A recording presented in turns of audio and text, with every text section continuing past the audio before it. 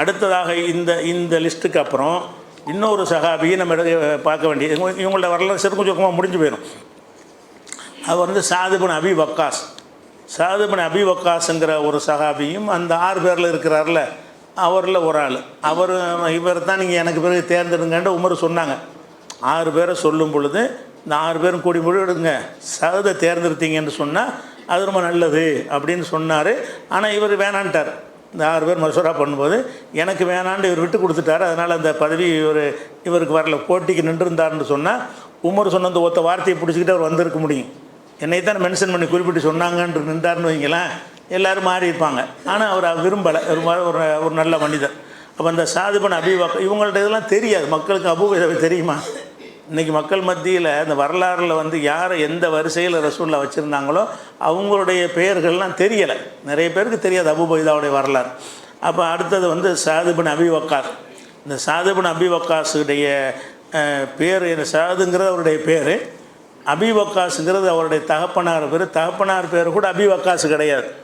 அபி வக்காஸுனால் வக்காஸுடைய வாப்பான்னு அர்த்தம். அது அப்படி பேர் வைக்க மாட்டாங்க. அவருடைய தகப்பனாருடைய பேர் மாலிக்.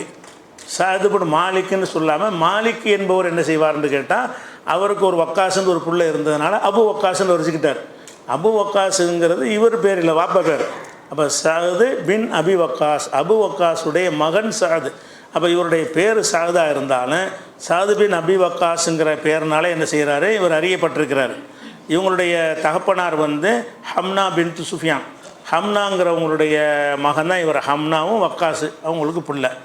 இவர் வந்து ரசூல்லாவுடைய அந்த வழிமுறையில் வந்து கிலாபு என்பவர்கிட்ட வந்து இணைவாங்க. இவருடைய முன்னோர்கள் கிலாபுன்னு வருவார், ரசூல்லாவுடைய முன்னோர் கிலாபுன்னு வருவாங்க ஒரு கிளையில். அந்த வகையில் இவர் வந்து அந்த குறைஷில் வருவார். கிலாபுங்கிறதுலேருந்து என்ன செய்வார், ரசூல்லா வம்சத்தில் வந்து இணைவார். இவருக்கு உடன் பிறந்த சகோதரர்கள் என்று சொல்லி 3 பேர் இருந்தாங்க. 3 பேரில் ஒரு ஆள் வந்து ஆமீருங்கிறவர், ஆமீர் பின் அபி வக்காஸுமாங்க. இவரும் துவக்க காலத்தில் இஸ்லாத்தை ஏற்றுக்கொண்டவர், அபிசீனியாவுக்கு ஹிஜ்ரத்துக்கு போனவர், உஹது போர்லாம் கலந்து கொண்டவர். இவர் வந்து சரியா அங்கெல்லாம் உள்ள படைகளுக்கு கடிதங்களை நல்ல குதிரையில் வேகமாக போகக்கூடியவர். கடிதங்களை கொண்டு சேர்க்கறதுக்கு இவரை பயன்படுத்துவாங்க. அங்கே கொண்டே கொடுத்துட்டுவாங்க, இங்கே கொண்டே கொடுத்துட்டுவாங்கன்னா மின்னலாக பறந்து போவார்.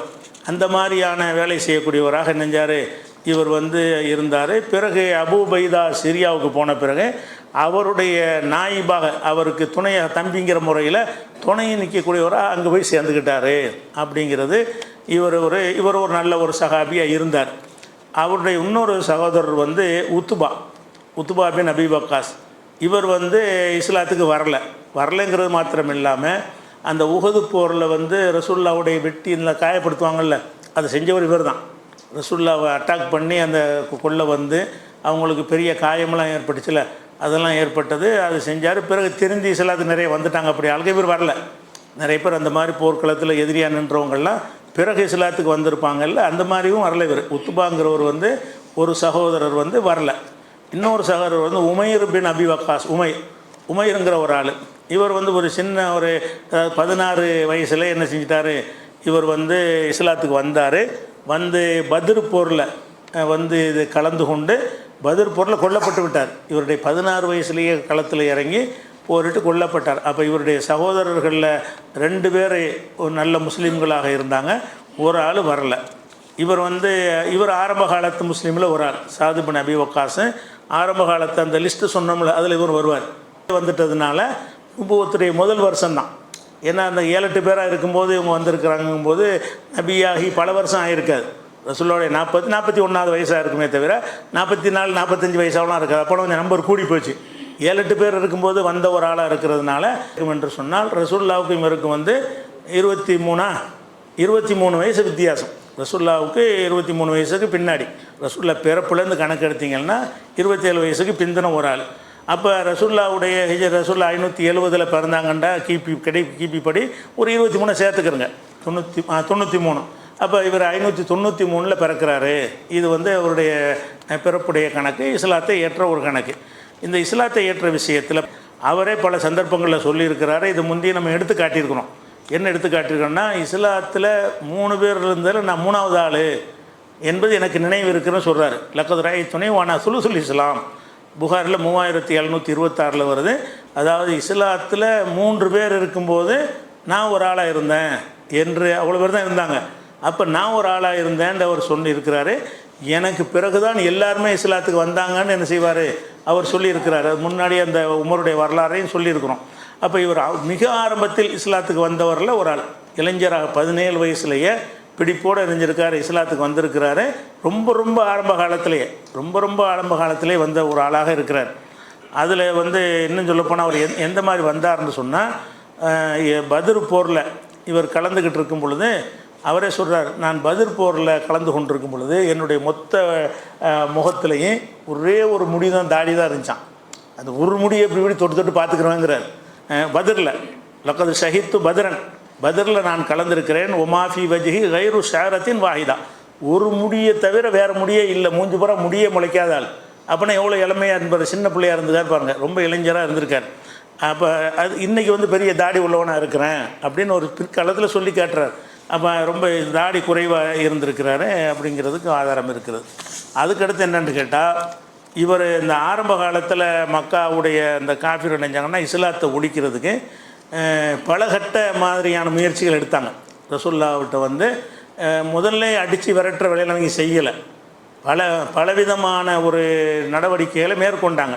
அதில் ஒரு நடவடிக்கை என்னென்று, நான் முதல்ல என்ன மாதிரி செஞ்சாங்கன்னு கேட்டால், நீங்கள் எல்லாரையும் சமமாக்குறீல்ல, அது எங்களுக்கு பிடிக்கலை அப்படிங்கிற கோரிக்கையோடு தான் ரசூலுல்லாஹ் அணுகிறாங்க. மொயின கொள்கைலாம் அவங்களுக்கு பெருசாக தெரியலை, இந்த லா இலாஹ இல்லல்லாஹ் பஞ்சாயத்து தெரியலை, எல்லாரையும் சமம்ங்கிறார் இருந்தாலும் அதை மட்டும் நீ மாற்றிக்கிட்டால் போதும்னு கோரிக்கை வைக்கிறாங்க.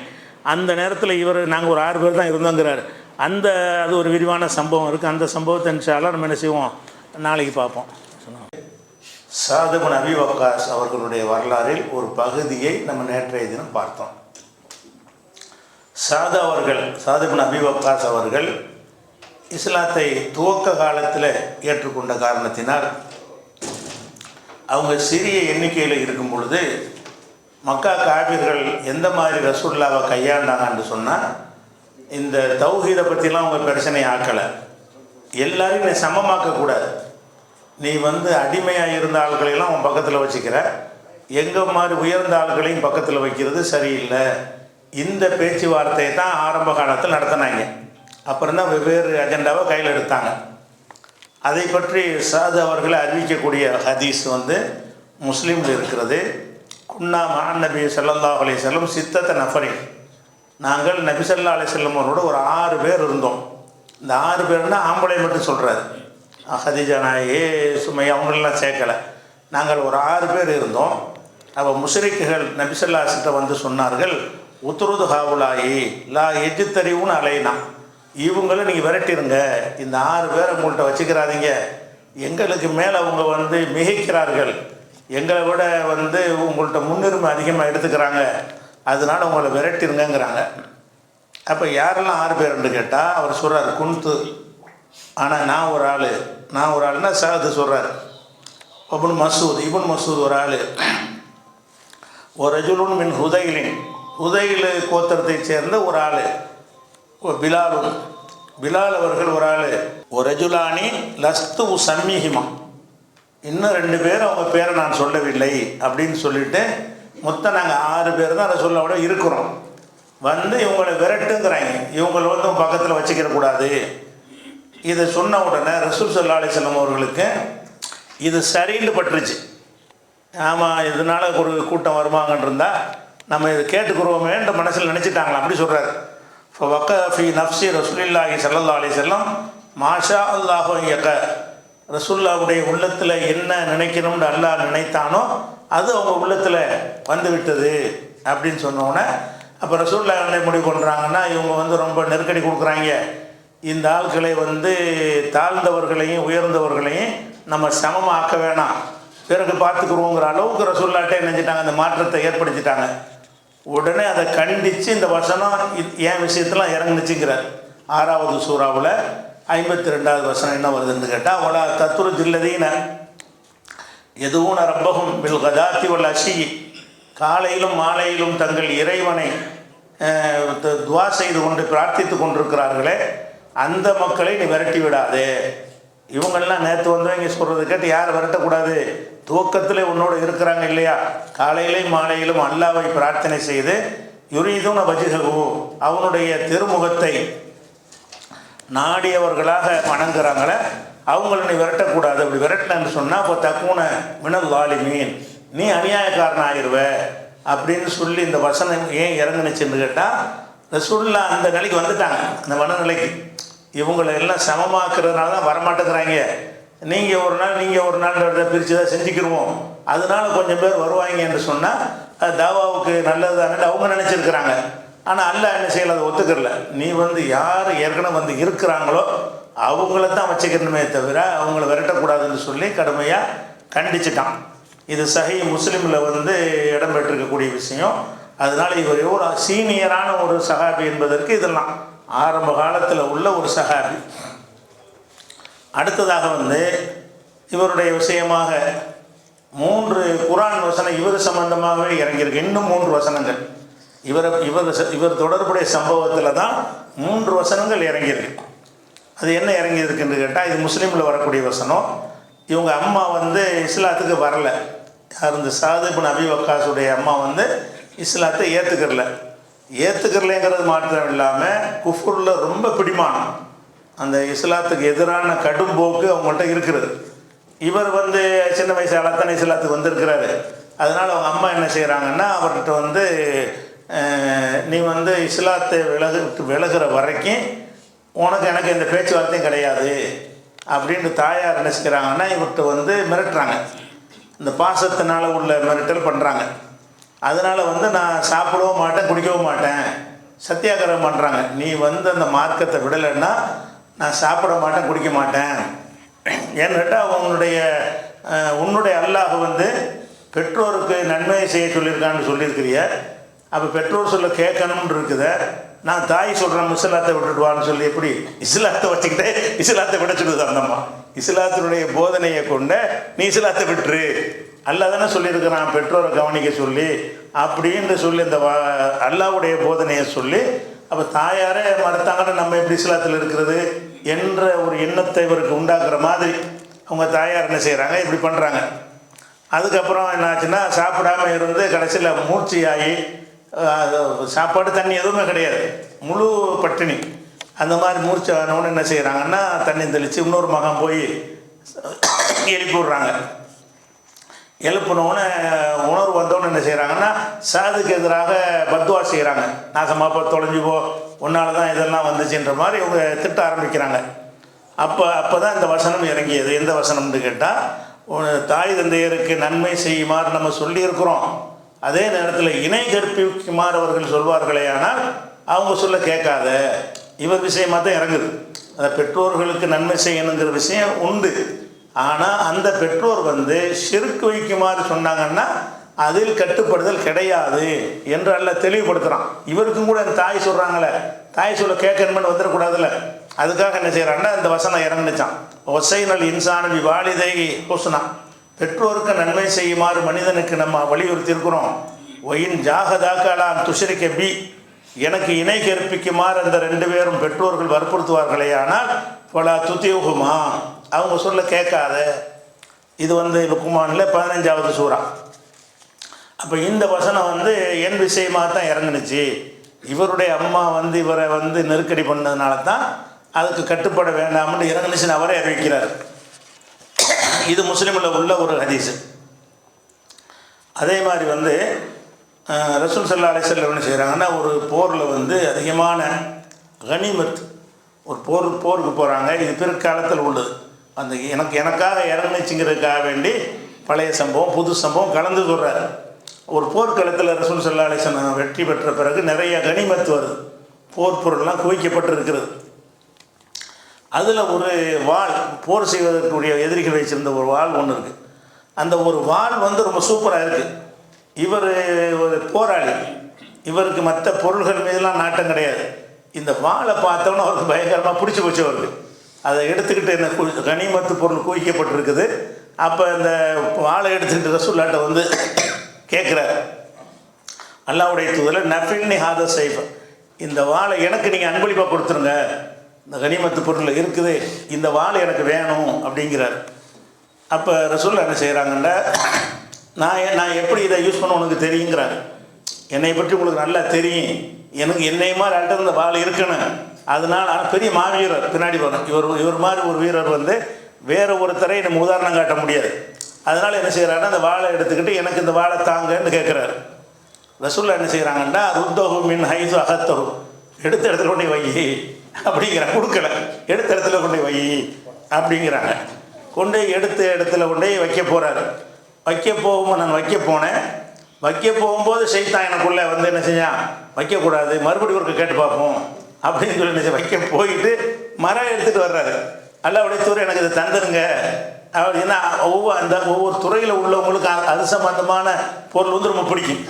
அஸ்ஸலாமு அலைக்கும். இஸ்லாத்தை அறிய விரும்பும் பிரமத மக்களுக்கு தேவையான நூல்களை என்டிஎஃப் சார்பாக வழங்கி வருகிறோம். என்டிஎஃப் தலைமைக்கு கடிதம் மூலமோ அல்லது அதிகார தொடர்பு எண்ணிற்கு வாட்ஸ்அப் மூலமும் அணுகும் பிற மத சகோதர சகோதரிகளுக்கு திருக்குர்ஆன் தமிழ் மொழியாக்கம் மற்றும் இஸ்லாத்தை தூய வடிவில் அறிந்து கொள்ள தேவையான இன்னும் பல நூல்களை இலவசமாக வழங்கி வருகிறோம். இந்த தாவா வகைக்கு உங்கள் சதக்கா மற்றும் நன்கொடைகளை தாராளமாக வழங்குமாறு அன்போடு கேட்டுக்கொள்கிறோம். உங்கள் சதக்கா மற்றும் நன்கொடைகளை அனுப்ப வேண்டிய அக்கவுண்ட் விவரம் Thowheed federation, account number 3772833567, Central bank of India, Chennai main branch, IFSC code CBIN 0280876. ஒரு எலக்ட்ரானிக் பொருளில் உள்ளவருக்கு அந்த எலக்ட்ரானிக் பொருளை பார்த்தா அவருக்கு ரொம்ப பிடிக்கும் வேறு பொருளை விட. இவர் வந்து ஒரே வகையில் வில்லு அம்பு சண்டை அதுக்குன்னே உள்ளாரு. அதனால இந்த வாழை பார்த்தவொன்னே வைக்க மனசு வரல. திருப்பி ஒருக்கா வந்து அதே மாதிரி கேட்குறாரு, பேசாமல் எடுத்த இடத்துல கொண்டு வை அப்படின்றாங்க. ஏன் அப்படி சொல்கிறாங்கன்னு கேட்டால் இது சம்பந்தமாக என்ன செய்யணும்னு சொல்லி அல்லாஹ்ட்டேருந்து உத்தரவு வரலை. அதுக்கப்புறம் என்ன செய்கிறாங்கன்னா அப்போ தான் வந்து அல்லாஹ்வுடைய வசனம் வருது. அந்த பிரிக்கணும் அந்த மாதிரி சட்டங்கள்லாம் வரல. கனிமத்து ஃபஸ்ட்டு வந்திருக்கிறது. இதை என்ன செய்யணுங்கிறதுக்கு இறைவன்ட்டு வழிகாட்டுதல் வந்தால் தான் அதை செய்ய முடியும். அதை சொல்லாமல் என்ன செய்கிறாங்கன்னா கொண்டை வைங்கிறாங்க. வச்ச பிறகு என்ன செய்யுதுன்னா உடனே ஒரு வசனம் இறங்குது, எஸ் அலூன கனிலன் ஃபால், இந்த மாதிரி போரில் கிடைக்கிற வெற்றி செல்வங்களை பற்றி கேட்கிறார்கள். அந்த போர் செல்வங்கள் வந்து இந்த மாதிரி மொத்தம் 5 பங்காக வைத்து ஒரு பங்கு அல்லாஹ்வுடைய ரசூல் கண்ட்ரோலில் கொடுக்கணும், மீதி உள்ளதை வந்து உறவினர்கள் ஏழைகள் இருந்து ஒதுக்கிறேன்னு, அதுக்கப்புறம் அதில் பங்கிட்டவங்களுக்கு கொடுக்கணும், போரிட்டவங்களுக்கு கொடுக்கணும்னு ஒரு சட்டம் வந்து வருது. அப்போ இது விஷயமாக என் விஷயமாகத்தான் இதுவும் இறங்கிடுச்சு. இந்த விஷயம் இந்த கனிமத்து போடுற இந்த வாள் வந்து நான் வந்து பங்கு வைக்கிறதுக்கு முன்னாடி அதை என்ன செய்யணுங்கிற முடிவு வருவதற்கு முன்னாடி எனக்கு போய் கேட்டேன். அப்போ தான் என்ன செஞ்சு இப்படி தான் செய்யணும்னு வந்துருச்சு. அதுக்கு பிறகு கொடுத்துருப்பாங்க. இந்த கனிமத்துடைய அந்த சட்டம் வந்த பிறகு இப்போ ரசூலுல்லாஹ் முடிவு எடுக்கலாம்ல, அதுக்கு பிறகு கொடுத்தாங்களா இல்லையான்னு வரல. ஆனால் அதுக்கு பிறகு வாங்கிட்டு வரல, ஆசைப்பட்டு இந்த வசனம் வந்துருச்சுன்னா அப்போ தாங்கன்றவார். இப்போ தான் நல்லா சொல்லிவிட்டான்ல, அதனால் எனக்கு நான் அது போராளியில் ஒரு ஆள் தானே எனக்கு தாங்கன்னு கேட்டிருப்பாரு, கொடுத்தாங்கன்னு இல்லை. ஆனால் இவர் இதை சொல்கிறாருன்னு கேட்டால் என் விஷயமாக இது இறங்குனுச்சு அப்படிங்கிறாரு. அதே மாதிரி வந்து ரசூல் ஸல்லல்லாஹு அலைஹி வஸல்லம் வந்து இந்த சொத்துக்கள் ஜாஸ்தி, நல்ல வசதியான ஆள் இவர் வந்து அல்லாஹ் வந்து பரக்கத்தான் நினைச்சான். அப்துல் ரஹ்மான் பின் அவுஃபுக்கு கீழே எடுத்துக்கிட்டால் இவர் தான் ஒரு பெரிய ஒரு பணக்காரராக வந்து ஆயிட்டார்.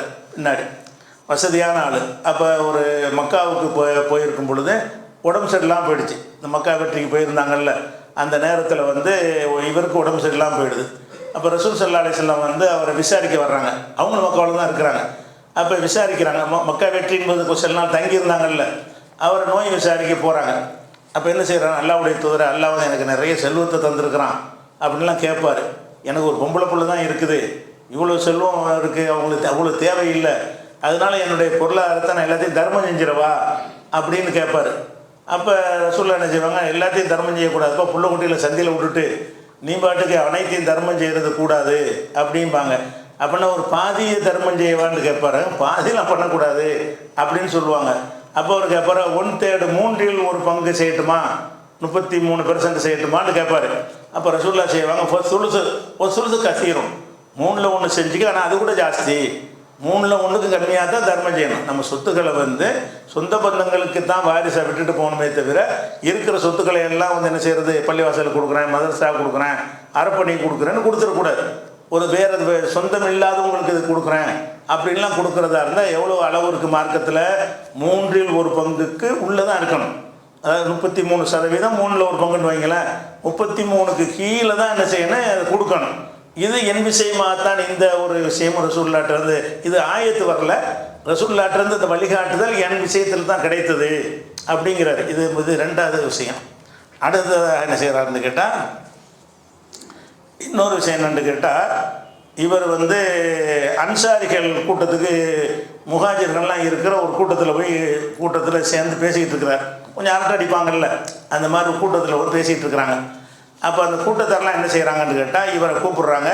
தால் முத்திமுக நுஸ்கிக்க ஹம்ரா, வாங்க நம்ம உங்களுக்கு சாப்பாடும் தரணும், மதுபானமும் தரணும், வாங்க ஜாலியாக இருக்கலான்னு இவர் கூப்பிட்றாங்க. அது அந்த மதுபானம் அருந்தக்கூடிய ஒரு கூட்டம். முஹாஜிர்கள் அன்சாரிகளையும் சேர்ந்து தண்ணி அடிச்சிட்டு இருக்கிறாங்க. இது கடமை தடுக்கப்படுறதுக்கு முன்னாடி, மதுபானம் தடை செய்கிறதுக்கு முன்னாடி அன்சாரிகளும் முஹாஜிர்களும் சேர்ந்து ஒரு டீமாக உட்காந்து என்ன செய்கிறாங்க, மதுபானம் அருந்திக்கிட்டு இருக்கிறாங்க. இவரையும் கூப்பிடுறாங்க.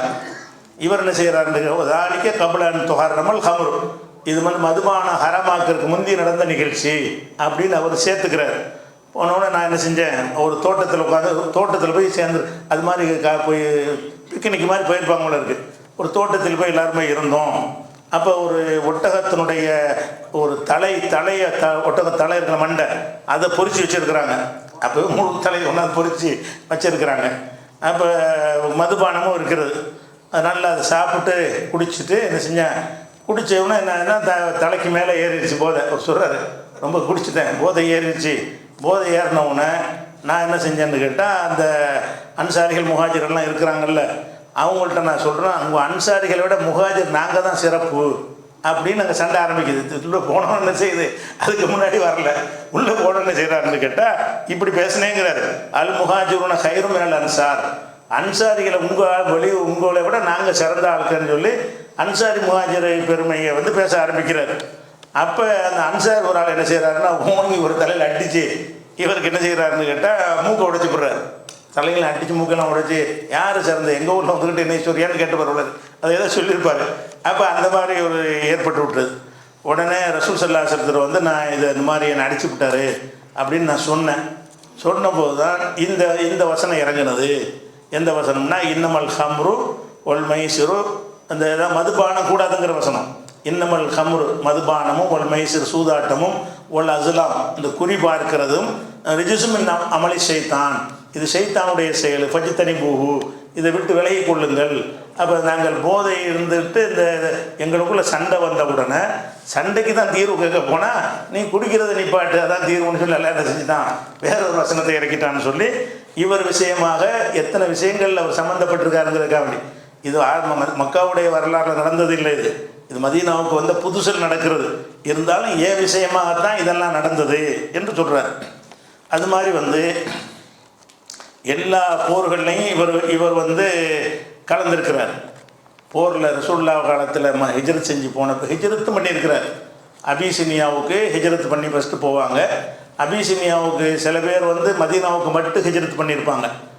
மக்காவில் முடிஞ்ச அளவுக்கு சமாளிச்சுட்டு அபிசினியாவுக்கு போகாமல் மதீனாவுக்கு ஹிஜ்ரத் பண்ணுற வாசல் திறந்தவொன்னே அங்கே போனவங்க இருக்கிறாங்க. சில ஆளுக்கு என்ன செய்வாங்கன்னா, ஆரம்பத்தில் ஹிஜ்ரத் அபிசினியாவுக்கு போயிடுவாங்க. போய்விட்டு அங்கே இருந்த மதீனாவுக்கு ரசூலுல்லாஹ் வந்த பிறகு அப்படியே கிளம்பி வந்தவங்களும் இருப்பாங்க. சில ஆளுக்கு அபிசினியா ஹிஜ்ரத் பண்ணி போன பிறகு ஒரு ரூமர் ஒன்று கிளப்பி விட்டுருவாங்க. அதாவது முகமது ரேகை ஓங்கிருச்சு, எல்லாமே நிறைய பேர் இஸ்லாத்தில் சேர்ந்துட்டாங்க, இப்போ மக்காவில் எந்த பிரச்சனையும் இல்லைன்னு கிளப்பி விட்டோன்னே இவங்க திரும்பி ஆர்வமாக வருவாங்க. அது இவங்க கிளப்பி விட்டது. மக்கா காஃபிர் என்ன செய்வாங்க, ஹிஜ்ரத்து போன ஆட்களை ஊருக்கு வர வச்சு அடிக்கணும் என்பதற்காக என்ன செய்கிறாங்கன்னா, அந்த அவங்களுக்கு போய் சேர்ற மாதிரி. இப்போ பழைய மாதிரிலாம் இல்லைங்க, இப்போ கை ஓங்கிருச்சு முகமதுக்கு, அவர் பக்கம் தான் ஆட்கள் ஜாஸ்தி இருக்கிறாங்க, இப்போ கையை அவர்கிட்ட கிட்ட நெருங்க முடியாது இப்படிங்கிற மாதிரி போய் பேசணும்னு என்ன செய்வாங்க, ஹிஜ்ரத் பண்ண ஆளுக்கு போன ஆளுக்கு ரிட்டர்ன் ஆகிடுவாங்க. அவங்களாம் 2 ஹிஜ்ரத் பண்ணுற ஆளுக்கு இருப்பாங்க. அங்கேருந்து ஹிஜ்ரத் பண்ணிடுவாங்க. பண்ணின பிறகு இனிமேல் தேவையில்லை, ஏன்னா மார்க்கத்தை காக்க முடியலன்னு தான் வந்தோம், அந்த நிலை சீராயிடுச்சு அப்படி நினச்சிக்கிட்டு மக்காவுக்கு திரும்பிடுவாங்க. இவரெல்லாம் அப்படி ஏமாந்து வந்தாலும் 2 ஹிஜ்ரத் பண்ண எல்லாரும் ஏமாளிகளாக இருப்பாங்க. அதான் ஏமாற்றப்பட்டு முதல் ஹிஜ்ரத்து போயிருப்பாங்க, இவங்க சொல்ல நம்பி திருப்பி ஒருக்கா வந்துட்டு ஆகா இன்னும் சரி வராது மதீனாவுக்கு போகிறது. ஏன் 2 ஹிஜ்ரத் பண்ணால் கேட்கக்கூடாது. சிலாவுக்கு என்ன செஞ்சாங்கன்னா இந்த வதந்தியை நம்பாமல் அங்கே இருந்துட்டாங்க அபிசினியாவில். அவங்க எப்போ வர்றாங்கன்னு கேட்டால் மதீனாவில் நெசமாவா ரசூல்லா வந்து அங்கே நிலைமை சீரான பிறகு அபிசினியாவிலேருந்து மக்காவுக்கு வரோம் மதீனாவுக்கு வந்திருப்பாங்க. அவங்களும் 2 ஹிஜ்ரத்தில் அடங்குவாங்க. இவர் என்ன செஞ்சார்னா முதல்ல அபிசினியாவுக்கு போகிறாரு, போயிட்டு மக்காவுக்கு வந்துடுறாரு. பிறகு இன்னும் சரியாக வரலன்றவுடனே அதுக்கு பிறகு மதீனாவுக்கு போன ஒரு ஆள். அஸ்ஸலாமு அலைக்கும். தந்தையை இழந்து வாடும் அனாதை சிறுவர் சிறுமியருக்கும் மற்றும் ஆதரவற்ற சிறுவர் சிறுமியருக்கும் மாதந்தோறும் வாழ்வாதார உதவி திட்டம் NTF மூலமாக வழங்கப்படுகிறது. இத்திட்டத்தில் 8ஆம் வகுப்புக்கு உட்பட்டவர்களுக்கு மாதம் ரூபாய் 1000ம், 9ஆம் வகுப்புக்கு மேல் படிப்பவர்களுக்கு மாதம் ரூபாய் 1500 வழங்கி வருகிறோம். அத்துடன் பாட புத்தகங்கள், சீருடைகள், படிப்புக்கான உபகரணங்கள் மற்றும் மருத்துவ செலவையும் வழங்கி வருகிறோம். இத்திட்டத்திற்கு உங்கள் ஜகாத் மற்றும் நன்கொடைகளை தாராளமாக வழங்குமாறு அன்போடு கேட்டுக்கொள்கிறோம். கீழ்கண்ட அக்கவுண்ட் மூலமாகவோ, QR கோடு மூலமாகவோ அல்லது UPI ID மூலமாகவோ நன்கொடைகளை அனுப்பலாம். உங்கள் சதக்கா மற்றும் நன்கொடைகளை அனுப்ப வேண்டிய அக்கவுண்ட் விவரம்: Thowheed federation, account number 3772833567, Central bank of India, Chennai main branch, IFC code CBIN 0280876. எப்போ போனார்னா ஏற்கனவே இதை சொல்லியிருக்கிறோம். அந்த ஹதீஸை புகாரில் 3925வது ஹதீஸு. அதில் என்ன வருதுன்னு கேட்டால் பரா இப்னு ஆசிப் சொல்கிறாங்க, அவ்வளவு கதிம அலைனா முஸாப் இப்னு உமைர் ஒபுன் உம்மு மக்தும். இப்னு உம்மு மக்தும் என்பவர் முஸாப் இப்னு உமைர் என்பவர் தான் முதல்ல எங்கள் மதீனாவுக்கு ஹிஜ்ரத் செய்து வந்தார்கள். ஃபஸ்ட்டு வந்து இந்த 2 பேர் வர்றாங்க. அப்புறம் அதுக்கு பிறகு கதிம பிலாலும், அதுக்கப்புறம் பிலால் வந்தார். சாதுன்னா இவர் சாது இப்னு அபி வக்காஸ் வந்தார். அம்மார் இப்னு யாசிர். இந்த 3 பேர் ரெண்டாவது. ஃபஸ்ட்டு அந்த ஹிஜ்ரத் பண்ணி போனது 2 பேர்.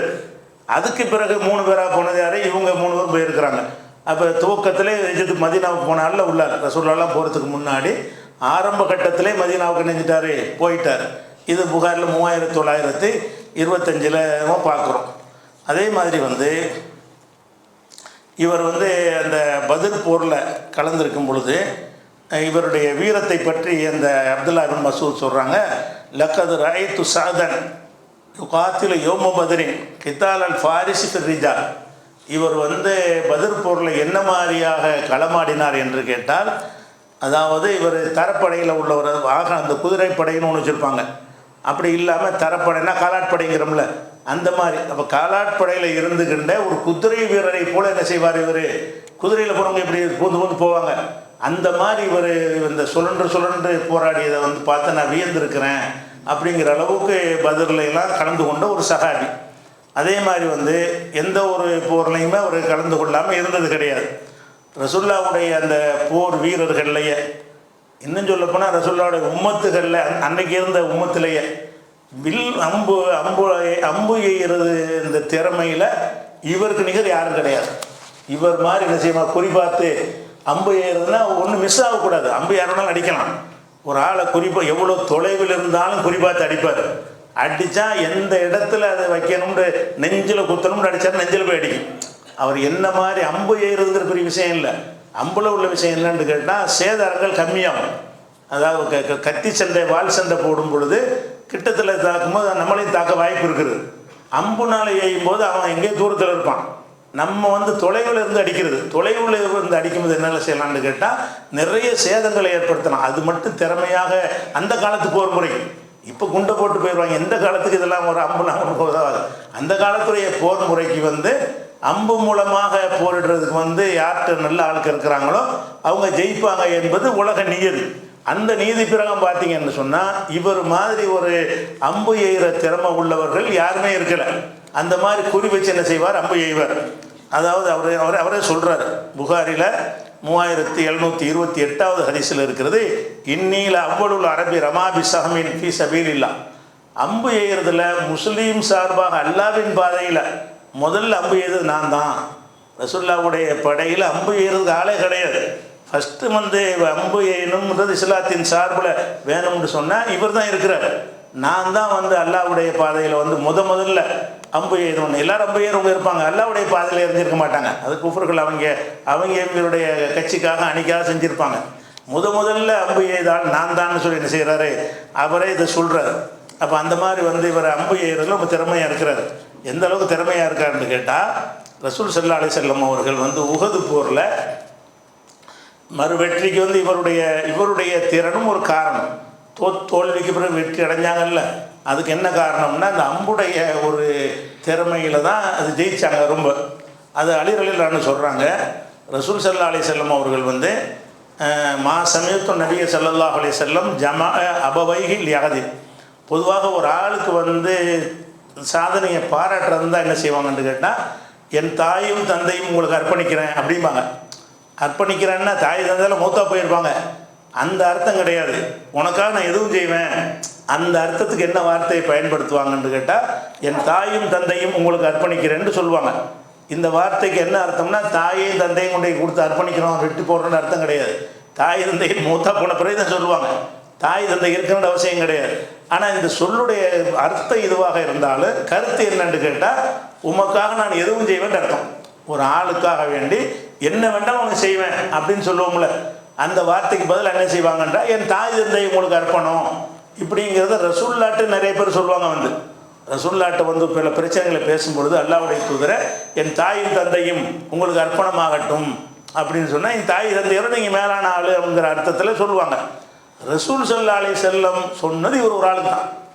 அவர் சொல்கிறார், அலி சொல்கிறாரு, மா சமயத்து நபிய ஸல்லல்லாஹு அலைஹி வஸல்லம் ஜமா அபவைஹி, தனது பெற்றோர்களை அர்ப்பணிப்பதாக எவருக்கும் ரசூலுல்லாஹ் சொன்னது கிடையாது.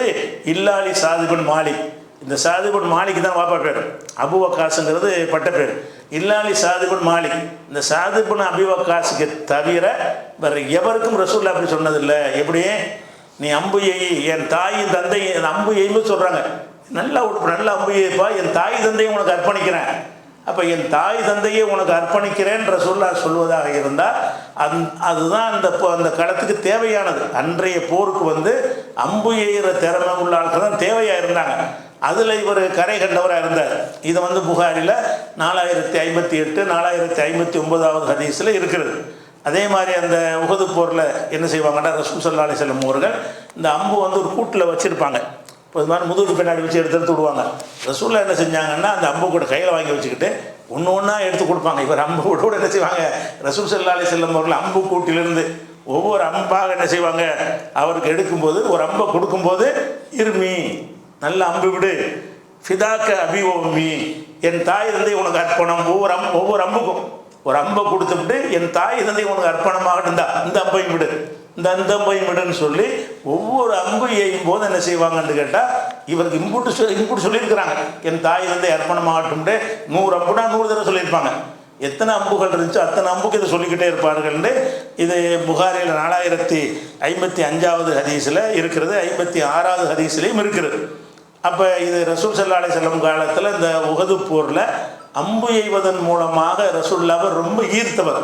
அது எதனால் இவர் அம்பு எய்கிறதுல ஈர்த்தவர்னு கேட்டால், அவ்வளோ துல்லியமாக செய்வார்.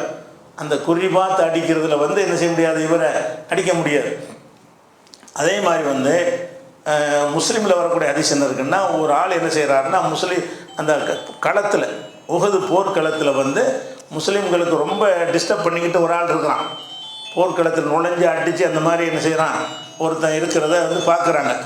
அப்போ ரசூலுல்லாஹ் சொல்கிறாங்க, அந்த அவனை பார்த்து கரெக்டாக விடு, போர்க்களத்துலேருந்து உங்கள் ஏறிட்டாங்கல்ல, மேலே ஏறிடுவாங்க. மேலே ஏறி நின்று அந்த காயமெல்லாம் பட்ட பிறகு மேலே ஏறி என்ன செய்வாங்க, மலையில் ஏறி நின்று கொண்டு தான் இந்த அம்பு ஏறுறது மூலமாக தான் ஜெயிப்பாங்க. அப்போ என்ன செய்கிறாங்கன்னா, மேலே ஏறி நின்று எல்லாம் தெரியும், யார் யார் கீழே இருந்து போராடுறவங்களுக்கு மத்தியில் யார் யார் எப்படி வர்றாண்டு. அப்போ ஒருத்தன் வந்து ரொம்ப வீரியமாக அந்த மாதிரி போர் செய்கிற மாதிரி இருக்கிறத பார்த்தவொன்னே ரசூலுல்லாஹ் செய்வாங்க, இருமி ஃபிதாக்க அபி ஓமி, இந்த அவன் ஒருத்தன் போகிறான், அவன் அடி முதல்ல அப்படின்னு ரசூலுல்லாஹ் அங்கேருந்து காட்டுவாங்க. அவர் அம்பை எடுத்து அடிப்பார். அந்த அம்பை அடிக்கும் பொழுது அந்த அம்பில் வந்து ஒரு அம்பில் அந்த இது இல்லை, இந்த முனை இருக்கும்ல, எல்லா அம்பும் ஒரு அம்பு எடுக்கிறாங்க, அந்த அம்பில் வந்து ஈட்டி மாதிரி குத்துறதுக்கு இருக்கும்ல, அது இல்லை, அது உடைஞ்சு போயிருக்கு.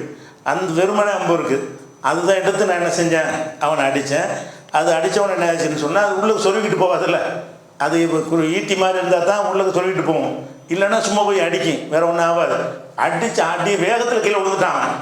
கீழே விழுந்தவுடனே அவனுடைய வேட்டி கலந்துருச்சு, நிர்வாணமாக விழுவுறான். இதை பார்த்து ரசூலுல்லாஹ் சிரிக்கிறாங்க. அந்த பொருள் இவர் அடிக்கிறத பார்த்துட்டு இப்போ கஷ்மத் அவுரத்து அவனுடைய மறைவிடமெல்லாம் வெளிப்பட்டுருச்சு. இப்போ லைக் ரசூலுல்லாஹி ஸல்லல்லாஹு அலைஹி வஸல்லம் அந்த போர்க்களத்தில் அவங்களே வெட்டுப்பட்டு அவங்களே காயத்தில் இருக்கும்போது கூட அவங்க ரசித்து சிரிக்கிற அளவுக்கு அந்த நிலைமை இருந்திருக்குது. இது முஸ்லீமில் அவங்களுடைய கடவாப்பள்ளு தெரியும் அளவுக்கு சிரித்தார்கள்ங்கிறார். அப்போ இந்த மாதிரி அவர் காட்டின வீரம் ரொம்ப ஒரு முக்கியமானது. அது போக ரசூலுல்லாஹ் விட்டு சுற்றி நின்று மற்றவங்களாம் ஓடுனாங்கல்ல, மற்றவங்களாம் ஓடினவங்களாம் கிடையாது. ரசூலுல்லாஹ் கிட்ட இருக்கணும்னு சொன்னவங்க கிட்ட இருந்தாங்க. ஓடுறவங்க பல பகுதியில் திறந்து நின்றவங்க திடீர்னு பின்னாடி தாக்கணும்னு ஓடுனாங்கன்றோம். அப்போ ரசூலுல்லாஹ் கிட்டே சிலர் இருந்தாங்கல்ல, அதில் இருந்த ஆட்களில் சிலர் ஓடினாங்க. ரசூலுல்லாஹ்வுக்கு அருகில் நின்று போராடினாங்கல்ல, அவங்க போரும் செய்யணும், ரசூலுல்லாஹ்வை காப்பாற்றவும் செய்யணும். அந்த மாதிரி போர் செஞ்சவர்களில் சில பேரில் அவங்களும் ஓடி போயிட்டாங்க. அதில் ஓடாமல் இருந்தது யாருன்னு கேட்டால் தல்ஹா, சாத், 2 பேர் தான். தல்ஹாவும் அந்த 10 பேரில் ஓடாது. அது பின்னாடி அவருடைய வரலாறு வரும். தல்ஹாவும் சாத் இப்னு அபி வக்காஸ் மட்டும்தான் எல்லாம் விரண்டு ஓடுறாங்க. எதிரிகள் கை ஓங்கிருச்சு, தோல்வி உறுதிண்டு ஆயிடுச்சு, தோத்தானே ஓடுறாங்க. அப்படி அந்த நேரத்தில் படுதோல்வி மாதிரி ஒரு நிலையில் என்ன செய்கிறாங்கன்னா, ரசூலுல்லாஹ்வோட சில பேர் நிற்கிறாங்க. நின்ற ஆளுக்கு இதுக்கு நம்ம கை ஓங்காது, அவங்க ஜாஸ்தியாக வந்துட்டாங்க, சுற்றி வளைச்சிட்டாங்க, நமக்கு என்ன வேண்டாலும் ஏற்படலாம்னு சொல்லிட்டு ஆளாளுக்கு ஓடி போயிட்டாங்க. கூட நின்று தன்னுடைய நெஞ்சையே கேடயமாக்கி ரசூலுல்லாஹ் மேலே எந்த ஒரு தாக்குதலும் வராமல் காத்தது யாருன்னு கேட்டது 2 பேர் தான். தல்ஹாவும் சாத் இப்னு அபி வக்காஸ் தான். ஆனால் தல்ஹா ரொம்ப முன்னிலையாக இருந்தார். ஆனால் இவர் அம்புகிற விஷயமா இருந்தாலும் ஓடலை. ரசூலுல்லாஹ் விட்டு ஓட மாட்டோம், அது செத்தா ரசூலோட செஞ்சாகும், அந்த மாதிரி நெஞ்சார், கடைசி வரைக்கும் உறுதியாக இருந்தார் என்று சொல்லி அபு உஸ்மான்கிறவர் அறிவிக்கிறார். இது முஸ்லீமில் இருக்கக்கூடிய ஒரு ஹதீஸ். அஸ்ஸலாமு அலைக்கும். இஸ்லாத்தை தழுவிய ஆண்களுக்கான 45 நாள் பயிற்சி வகுப்பு சகோதரர் பிகேவின் மேற்பார்வையில் NTF தலைமையகத்தில் நடத்தப்படுகிறது. இப்பயிற்சியில் இஸ்லாத்தை நன்றாக புரிந்திடவும் தொழுகை, நோன்பு போன்ற கடமைகளை நிறைவேற்றவும் பயிற்சி அளிக்கப்படுகிறது. பயிற்சி நேரத்தில் உணவும் தங்குமிடமும் நூல்களும் இலவசமாக அளிக்கப்படுகிறது. அஃபிடவிட், கெஜெட்டில் பெயர் மாற்றுதல், சுன்னத் செய்தல் உள்ளிட்டவைகளை முற்றிலும் இலவசமாக செய்து கொடுக்கிறோம்.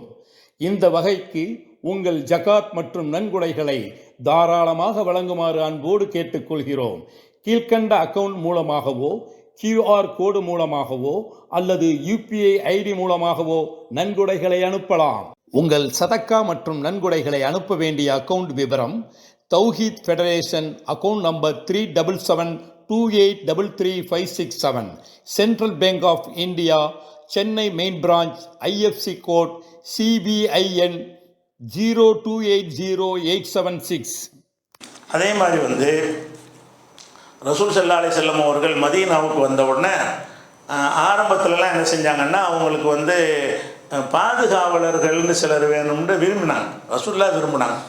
ஏன்னு கேட்டால் வெளியூர்லேருந்து வந்திருக்கிறோம், பல யூதர்கள் பல வஞ்சகர்களாக இருக்கிறாங்க, அவங்க சதி பண்ணி கொலை பண்ணிடுவாங்க. பிறகு அல்லாஹ் உன்னை பாதுகாப்பான்னு வசனம் வந்த பிறகு அந்த ஏற்பாடு செஞ்சுக்கிறல. ஆனால் துவக்க காலத்தில் ரசூலுல்லாஹ் என்ன செஞ்சாங்கன்னா, அவங்கள பாதுகாப்பதற்கு ஒரு ஏற்பாடு விரும்பினாங்க. அது எப்படி அந்த சம்பவம்னு கேட்டால், இது புகாரில் 2885 ஹதீஸ்லையும் 7231 ஹதீஸ்லையும் இருக்கிறது. கானன் நபி ஸல்லல்லாஹு அலைஹி வஸல்லம் சஹிர, ரசூல் ஸல்லல்லாஹு அலைஹி வஸல்லம் அவர்கள் இரவிலே தூங்காமல் விழித்திருப்பார்கள். இரவுல தூங்குறது ஒரு மனிதனுக்கு எவ்வளோ தேவை. ரசூலுல்லாஹ் தூங்கவே மாட்டாங்க. ஏன்னு கேட்டால், தூங்கிட்டோம்னா இப்போ நான் ஏதாவது எதிரிகளுடைய பிரச்சனை வருங்கிறதுக்காக வேண்டி, எதிரிகளுக்காக வேண்டி என்ன செய்வாங்கன்னா தூங்காமல் இருப்பாங்க இரவுல. ஃபலம்மா கதிமல் மதீனாவுக்கு வந்த உடனே அவங்க சொல்லுவாங்க, லைத் ரஜுலம் மின் அஸ்ஹாபி சாலிஹன் யஹ்ருசுனை லைலா, இரவில் எனக்கு பாதுகாப்பாக நிற்கக்கூடிய ஒரு நல்ல மனிதர் உங்களில் யாராவது இருக்கிறீங்களா அப்படின்னு கேட்பாங்க. அப்போ என்ன செய்கிறாங்கன்னா, சொன்னவொன்னே அந்த வாழை உருவுற சத்தத்தோடு ஒருத்தர் வர்றாரு. யாருப்பா அதுன்ற உடனே, நான் தான் சாத் இப்னு அபி வக்காஸு, நான் உங்களை பாதுகாக்கிற நிற்கிறேன். அப்போ ரசூலுல்லாஹ் அந்த பாதுகாவலர்னு வச்சுருந்த வரைக்கும் அவர் தான் இருப்பார். அதுக்கு பிறகு ரசூலுல்லாஹ் தூங்க ஆரம்பித்தார்கள். அதுக்கு பிறகு பிரச்சனை இல்லாமல் தூங்குவாங்க. அப்புறம் அல்லாஹ் என்ன செய்யணும், நான் பாதுகாத்து சொன்னோன்னே வேண்டியதில் போங்கன்றுவாங்க. இது துவக்கத்தில், அந்த துவக்கத்தில் வந்து இந்த கேரண்டி தெரியாததுனால, அல்லாஹ்விடமிருந்து இந்த வசனம் வராததுனால நமக்கு ஒரு பாதுகாப்பு இருந்தால் நல்லது. ஒரு ஆள் விழிச்சிட்டு இருந்தாருன்னு சொன்னால் நமக்கு எதுவும் ஏற்படாது எல்லோரும் நினைக்கிறது தானே. அவன் எதிரிகள் ஜாஸ்தியாக இருந்தால் பாதுகாப்பு தேவை தான் வேணும். அப்போ ரசூலுல்லாஹ்வுக்கு அந்த பாதுகாப்புன்னு வந்த உடனே இத்தனை மக்கள் என்ன செய்கிறாருன்னு கேட்டால் இவர் தான் ஒடியாடுறாரு. அந்த உருகிட்டு என்ன செய்கிறாரு, நான் வர்றேன் அப்படிங்கிறாரு. அப்போ நாம நபி ஸல்லல்லாஹு அலைஹி வஸல்லம் அதுக்கு பிறகு ரசூலுல்லாஹ் தூங்க ஆரம்பித்து விட்டார்கள். பல நாட்கள் தூங்குறதில்ல. பகலில் தூங்குற ரசூலுல்லாஹ் வழக்கம் இருந்துச்சுன்னா பார்க்குறோமே, அதெல்லாம் கூட இதான் காரணமாக இருக்கும். ரசூலுல்லாஹ் கொஞ்சம் பகலில் தூங்குவாங்கன்ட்டு வருதில்ல, பகலில் ஏன் தூங்குறாங்கன்ட்டு விளங்காமல் இருந்துச்சு. ஏன்னா பகலில் தூங்குற அளவுக்கு ராத்திரி பூரா முழிச்சிட்டே இருப்பாங்க. ஏன்னா மக்களுக்கும் எதுவும் ஏற்பட்டுறக்கூடாது, நம்மளுக்கும் ஏற்பட்டுறக்கூடாதுங்கிறதுனால என்ன செய்வாங்க, விழிப்போடவே இருப்பார்கள். அந்த மாதிரியான ஒரு விஷயம். அடுத்ததாக இவருடைய ஒரு முக்கியமான சிறப்பு என்னன்னு கேட்டால், ஒரு ஆளுடைய துவா, யார் துவா வேணால் நல்லா ஏற்றுக்குருவான். வழங்குதா, நம்ம துவாவை ஏற்றுக்குறோம், மற்றவங்களுடைய துவாவை ஏற்றுக்குருவான்.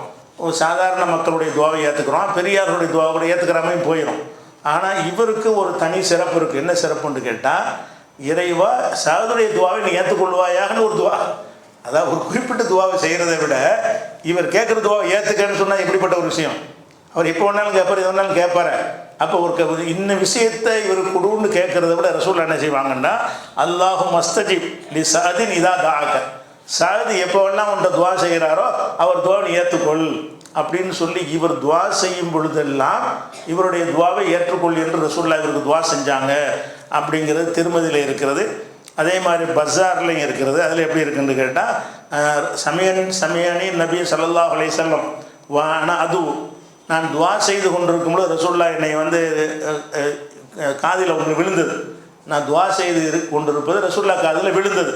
விழுந்தவனை கால அல்லாஹும்ம இஸ்தஜிபு லஹு இதா தாஅக, இறைவா இவர் ஒன்று துவா செய்யும் பொழுதெல்லாம் இவருடைய சகோதரிய துவாவை நீ ஏற்றுக்க அப்படின்னு ரசூல் ஸல்லல்லாஹு அலைஹி வஸல்லம் சொன்னாங்க.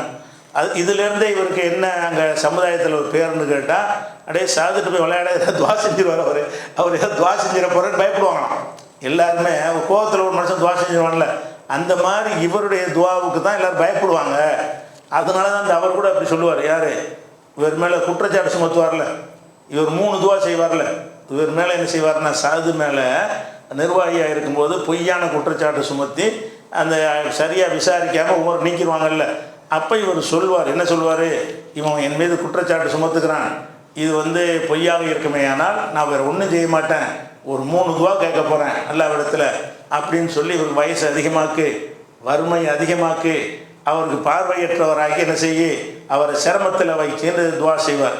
அதே மாதிரி அந்த வயசான ஆள் இது மாதிரி ஆகி என்ன செய்வார்னு கேட்டால், அசாபத்தனி தாவத்து சாதின், சாதுடைய துவா பழிச்சிருச்சு, சாது கையேந்தினார் நடந்து போச்சு அப்படின்னு சொல்லி என்ன செய்வார், அந்த பாதிக்கப்பட்ட மனுஷன் பிற்காலத்தில் சொல்லுவார். அது அந்த ஏற்கனவே சொல்லியிருக்கிறோம், உமர்லினுடைய வரலாறில் இந்த சம்பவத்தை சொல்லியிருக்கிறோம். அதனால் இவருடைய ஒரு துவாவை ஏற்றுக்கொள்ளப்படுற அளவுக்கு ரசூலுல்லாஹ் இவருக்கு என்ன செஞ்சுருக்காங்க, ஒரு தனியாக துவா செஞ்சுருக்கிறாங்க. அல்லாஹ் என்ன செஞ்சுட்டான், அந்த ஒரு தகுதியை கொடுத்துருக்குறான். ரசூலுல்லாஹ் துவா செஞ்சால் அதான் அர்த்தம். அந்த ஒரு விஷயத்தையும் பார்க்குறோம். அந்த விஷயம் புகாரில் 755 ஹதீஸில் நீங்கள் பார்க்கலாம். இதில் இந்த 3 துவா செய்வார்ல, பொய் புகார் கொடுத்த ஆளுக்கு மேலே அந்த விஷயத்தை. அதே மாதிரி வந்து இவர் வந்து முஹாஜிர்கள்லேயே கடைசியாக மூத்தா போனாலும் இவர் தான். அடுத்து இன்னொரு விஷயம் இருக்குது. சாதை பொறுத்த வரைக்கும் அவர் ஒரு அறியாமை காலத்தில் ஒரு சட்டம் இருந்துச்சு. அந்த சட்டம் என்னன்னு கேட்டால், ஒருத்தருக்கு அடிமை பெண்ணாக இருக்கிறாங்கன்னு வைங்க, ஒருத்தர் வந்து ஒரு பெண்ணை அடிமை பெண்ணாக வச்சுருக்கார், அவருக்கே சொந்த அடிமை பெண்ணாக ஜாகிலியா காலத்தில் வச்சுருந்தாருன்னு சொன்னால், அந்த அடிமை பெண்ணுக்கு பிறந்த பிள்ளை அவங்க பிள்ளைன்னு சொல்லிக்கிடுவாங்க. அதே நேரத்தில் அந்த அடிமை பெண்ணாக ஒரு ஆள் வச்சுருக்கிற அடிமை பெண் என்ன செய்வான்னா, இன்னொரு ஆள் போய் கலத்தனமாக தொடர்பு வச்சுருப்பாங்க. தொடர்பு வச்சுட்டு அது எனக்கு பிறந்த பிள்ளை தானே போய் கேட்பாங்க. இவனுக்கு அடிமையாக இருப்பாங்க. இவன் அடிமையை போய் இன்னொருத்த வந்து என்ன செய்வான்னா, தவறான முறையில் உறவு கொண்டுட்டு என் சாடையில் தான் இருக்குது, எனக்கு பிறந்ததான் அது அப்படின்னு சொல்லி உரிமை கொண்டாடுற ஒரு வழக்கம் இருந்துச்சு. அந்த மாதிரி இருந்ததில் ஒரு ஆள் வந்து இவருடைய சகோதரர் சாது பின் அபி வக்காஸுடைய சகோதரர் யாருன்னா, அவர் வந்து உத்துபான்னு ஒரு ஆள். அவர் வந்து மரணிக்கிற நேரத்தில் இவருக்கு சாதுக்கு ஒரு வசியத்து செய்கிறார். என்ன வசியத்து செய்கிறாருன்னு கேட்டால், இந்த ஜமான்னு ஒரு ஆள் இருக்கார், அவர் ஒரு பெண்ணை வச்சுருக்காரு, ஒரு அடிமை பெண்ணை வச்சுருக்காரு. அந்த ஜமாவுக்கு பிறந்த புள்ள வந்து என் புள்ள தான் அது. இவர் சொல்கிறார், அதனால நீ இப்படியா அந்த பிள்ளையை நீ கைப்பற்றிரு அப்படின்னு சொல்லி இவர்கிட்ட என்ன செய்கிறாரு, ஒரு அக்ரிமெண்ட் ஒப்பந்தம் போடுறாரு. இவர் மௌத்தா போகும்போது இந்த ஜம்மாங்கிறவர் யாருன்னு கேட்டால் ரசூல்லாவுக்கு வந்து மாமனார் வருவார். ஏன்னு கேட்டால் ஜம்மாவுடைய மகளை ரசூல்லா நினைஞ்சிருக்கிறாங்க, கல்யாணம் பண்ணியிருக்கிறாங்க. அப்போ அந்த மாதிரியான ஒரு விஷயத்தை சவுதான்னு சொல்கிறோம்ல, இந்த சவுதாங்கிறவங்களுடைய வாப்பா தான் ஜம்மாங்கிறவர். அவர் இந்த ஜம்மா என்பவர் வந்து ஒரு அடிமை பெண்ணை வச்சிருக்கிறாரு. அந்த அடிமை பெண்ணை வச்சுட்டு இவர் போய் அவர்கிட்ட தொடர்பு கொண்டிருக்காரு. யார்கிட்ட அடிமை பெண்ணாக இருக்கிறாங்களோ அவங்க தான் மனைவி மாதிரி வச்சுக்கலாம். அது கல்யாணம் மாதிரி தான் ஏறக்குறைய. சும்மா மனைவி அடிமை பெண்ணால் யார் வேணாலும் அப்படி கிடையாது. அது ஒரு மனைவி மாதிரி ஒரு அந்தஸ்தில் உள்ளது தான். ஆனால் என்ன செஞ்சுருக்காருன்னா, சாதுபுன அபி வக்காஸுடைய சகோதரர் வந்து அடிமை பெண்ணுதான்னு போய் என்ன செய்யறாங்க, அவங்க ரெண்டு பேரும் ஒரு கள்ள தொடர்பில் இருந்திருக்கிறாங்க. அப்போ என்னுடைய கள்ள தொடர்பில் தான் அந்த குழந்தை பிறந்திருக்குது, அதை வந்து நீ என்கிட்ட கைப்பற்றிக்கப்பா அப்படின்னு சொல்லிட்டு மரணிக்கும் போது, எனக்கு பிறந்த புள்ள அது நம்ம குடும்பத்துக்கு வாரிசாகணும்னு நினைஞ்சிருக்காரு. ஹலாலாக பிறந்த மாதிரி அவர் சொல்கிறார். இது மனசில் வச்சுக்கிட்டு இருந்திருக்காரு. வச்சவுடனே மக்கா வெற்றி அடையும் போது போகிறாங்கல்ல, அப்போ தானே வாய்ப்பு போகிறோம். மக்கா வெற்றி அடைகிற நேரத்தில் என்ன செய்கிறாருன்னு கேட்டால், இவர் தேடிக்கிட்டு போய் அந்த அந்த பையனை பிடிச்சிக்கிறார். இது எங்கள் சகோதரனுக்கு பிறந்தது அப்படின்னு சாதுபுன் வக்காஸ் என்ன செய்கிறாருன்னு கேட்டால் இழுத்துட்டு வந்துடுறாரு. இழுத்துட்டு வந்தவுடனே இந்த ஜம்மாவுடைய இன்னொரு மகன் அப்துபுன் ஜம்மா, அதாவது சவுதாவுடைய தம்பி, ரசூல்லாவுடைய மனைவியுடைய தம்பி ஜம்மாங்கிறவர், அவரும் பின்னுக்கே ஒடியாந்துடுறாரு. இந்த புள்ள யாருக்கு சொந்தம் இப்போ அப்படின்னு சொல்லி இவர் என்ன செய்கிறாரு, எங்கள் அண்ணனுக்கு பிறந்ததுங்கிறார். அவர் என்ன செய்கிறாருன்னா, எங்கள் வாப்பாவுடைய அடிமைக்கு பிறந்தது, எங்கள் வாப்பாவுடைய அடிமைக்கு பிறந்த, அவங்க அடிமையாக இருக்கும்போது தான் இவர் பிறந்தார் அப்படின்னு சொல்லி அவர் கேட்குறாரு. அப்போ ரசூல் என்ன செய்கிறாங்கன்னு கேட்டால், அப்போ இதில் ஒரு சட்டம் இருக்குது. என்ன சட்டம்னு கேட்டால், குழந்தைக்கு சொந்தம் கொண்டாடுறது என்று சொன்னால் யாருக்கு பிறந்தார் என்பது இஸ்லாத்தில் கிடையாது. யாருக்கு மனைவியாக இருக்கும்போது பிறந்தாங்க என்பது தான் அடிப்படை. ஒருத்தனுடைய மனைவி வந்து இன்னொருத்தன்ட்ட தப்பாக நடந்து புள்ள பெற்றுட்டா கூட அவன் கிளைம் பண்ண இயலாது. இவன் தான் மனைவியில் ஒத்துக்கிட்டு இருக்கிறானே, சட்டப்படி இவன் தான் கணவன், இவ தான் மனைவிட்டு ஆயிடுச்சு. அப்படி இவன் தான் கணவன், இவ தான் மனைவிட்டு ஆன பிறகு அந்த மனைவி இன்னொருவனோட தொடர்பு இருந்து இவன் பேசாமல் இருக்கிறான்னு சொல்லும்போது அந்த குழந்தை வந்து அவனுக்கே பிறந்து இருந்தாலும், அச்சு அசல் அவனை மாதிரியே இருந்தாலும் சரி, இஸ்லாத்தில் என்ன செய்யணும்னு கேட்டால், அல் வலதுல் இல் ஃப்ராஷ், யாருடைய கண்ட்ரோலில் அவங்க இருக்கிறாங்களோ அவங்களுக்கு தான் அந்த குழந்தை, மனைவியாக இருந்தாலும் சரி அடிமை பெண்ணாக இருந்தாலும் சரி. அப்போ ரசூலுல்லாஹ் என்ன தீர்ப்பளிக்கிறாங்கன்னு சொன்னால், அதே நேரத்தில் அவங்க பார்க்குறாங்க, இந்த பையனை பார்க்குறாங்க, அப்படியே இந்த சாதுபுன் அபி வக்காஸ் மாதிரி தான் இருக்கார், அண்ணன் மாதிரி தான் இருக்கார். யார் எந்த பையன் பஞ்சாயத்து வருதோ அது உண்மைதானா, அவருக்கு தான் பிறந்திருக்கிறார், சந்தேகம் கிடையாது. அவருக்கு பிறந்தாலும் கிளைம் பண்ண முடியாது. அவருக்கு பிறந்தாலும் அவருடைய அடிமையாக இல்லை, இல்லது அவருடைய மனைவியாகவும் இல்லை, இன்னொருத்தருடைய அடிமை பண்ணப்போ நினைச்சிருக்காரு, ஒரு கள்ளத்தொடர்புல பிறந்திருக்கு. அப்போ கள்ளத்தொடர்புல இந்த பிறந்தவரை வந்து என்ன செய்கிறாங்கன்னு கேட்டால், இவர்கிட்ட கொடுக்க மாட்டேன்ட்டாங்க. அது நீ கேட்காதப்பா, சட்டப்படி பார்த்தா என்ன செய்யணும், உங்கள் அண்ணன் வந்து அந்த பெண்ணுக்கு எந்த ஒரு சொந்தமும் கிடையாது, உங்கள் அண்ணனுக்கு உங்கள் மனைவியாக இருந்திருக்கணும், இல்லைன்னு சொன்னால் அவருடைய அடிமை பெண்ணாக இருந்திருக்கணும். அந்த ரெண்டும் இல்லாமல் தகாத முறையில் ஒரு உறவு வச்சதுனால இந்த குழந்தை பிறந்திருக்குமானா அதை நீ உரிமை கொண்டாடாத அப்படின்னு ரசூல் ஸல்லல்லாஹு அலைஹி வஸல்லம் இவர் மூலமாக கிடைத்த ஒரு சட்டம், ஒரு கிரிட்டிக்கலான ஒரு சட்டம் இது. அதே நேரத்தில் ரசூல் என்ன செய்கிறாங்கன்னு கேட்டால், அந்த பையன் வந்து ஜம்மாவுடைய பிள்ளைன்னு ஆயிடுச்சு.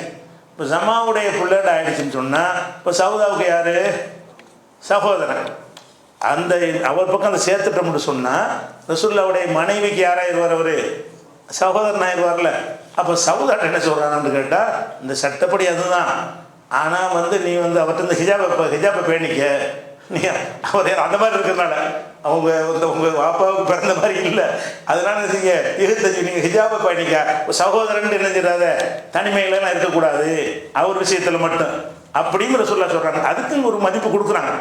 இந்த மாதிரி பிறந்ததுங்கிறதுக்கு இந்த சாயல் இருக்கிறது பார்த்தா தெரியுது, அதனால இது வந்து உனக்கு சகோதரர் கிடையாது, அதாவது இது டெஸ்ட் பண்ணி பார்த்தாலே சகோதரர் கிடையாது தான் வரும்.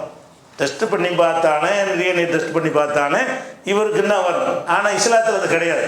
நீங்கள் என்ன டெஸ்ட் பண்ணி பார்த்தாலும் சரி, யாருக்கு பொண்டாட்டியது அது சொல்லு, இன்னாருக்கு பொண்ணு, அவ்வளோதான் முடிஞ்சு போச்சு கதை. அப்போ அவன் மறுக்கணும்.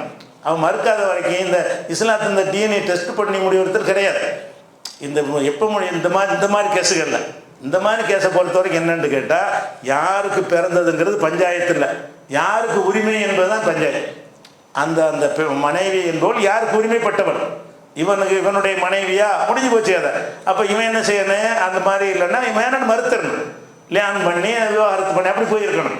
இவன் பாட்டுக்கு தப்பாக போகிறத பார்த்துக்கிட்டே இருக்கிறான்னு சொன்னால் அது யாருக்கு பிறந்த பிள்ளையாக இருந்தாலும் சரி இவன் தான் தந்தை.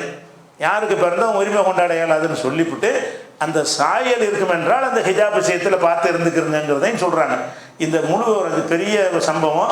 இது முழு விவரத்தை நீங்கள் நல்லா அறிய விரும்பினால் இந்த புகாரில் 4303வது ஹதீஸில் இதை நீங்கள் அறிந்து கொள்ளலாம். 4303. அஸ்ஸலாமு அலைக்கும். திருக்குரான் மற்றும் நபி வழியில் முஸ்லிம் சமுதாயம் நடைபோட வேண்டும் என்ற நோக்கத்திற்காக உருவானதே NTF எனும் தேசிய தௌஹீத் கூட்டமைப்பு. அனைத்து முஸ்லிம்களும் ஆலிம்களாக வேண்டும் என்பதற்காக தினமும் 30 நிமிடமும் நீங்களும் ஆலிம்கள் ஆகலாம் என்ற தலைப்பில் அரபு இலக்கணம், மொழி அகராதி, ஹதீஸ் கலை, ஃபிக்ஹ் கலை, தப்சீர், குரான் போன்ற பாடங்களை நமது ஆன்லைன் PJ என்ற யூடியூப் சேனல் மூலம் NTF சார்பாக வழங்கி வருகிறோம். ஒவ்வொரு ஞாயிற்றுக்கிழமைகளிலும் 2 மணி நேரம் சமகாலத்தில் நடக்கும் நிகழ்வுகளையும் மார்க்க கேள்வி பதில் நிகழ்ச்சியையும் சகோதரர் PJ மூலம் நேரலையில் வழங்கி வருகிறோம்.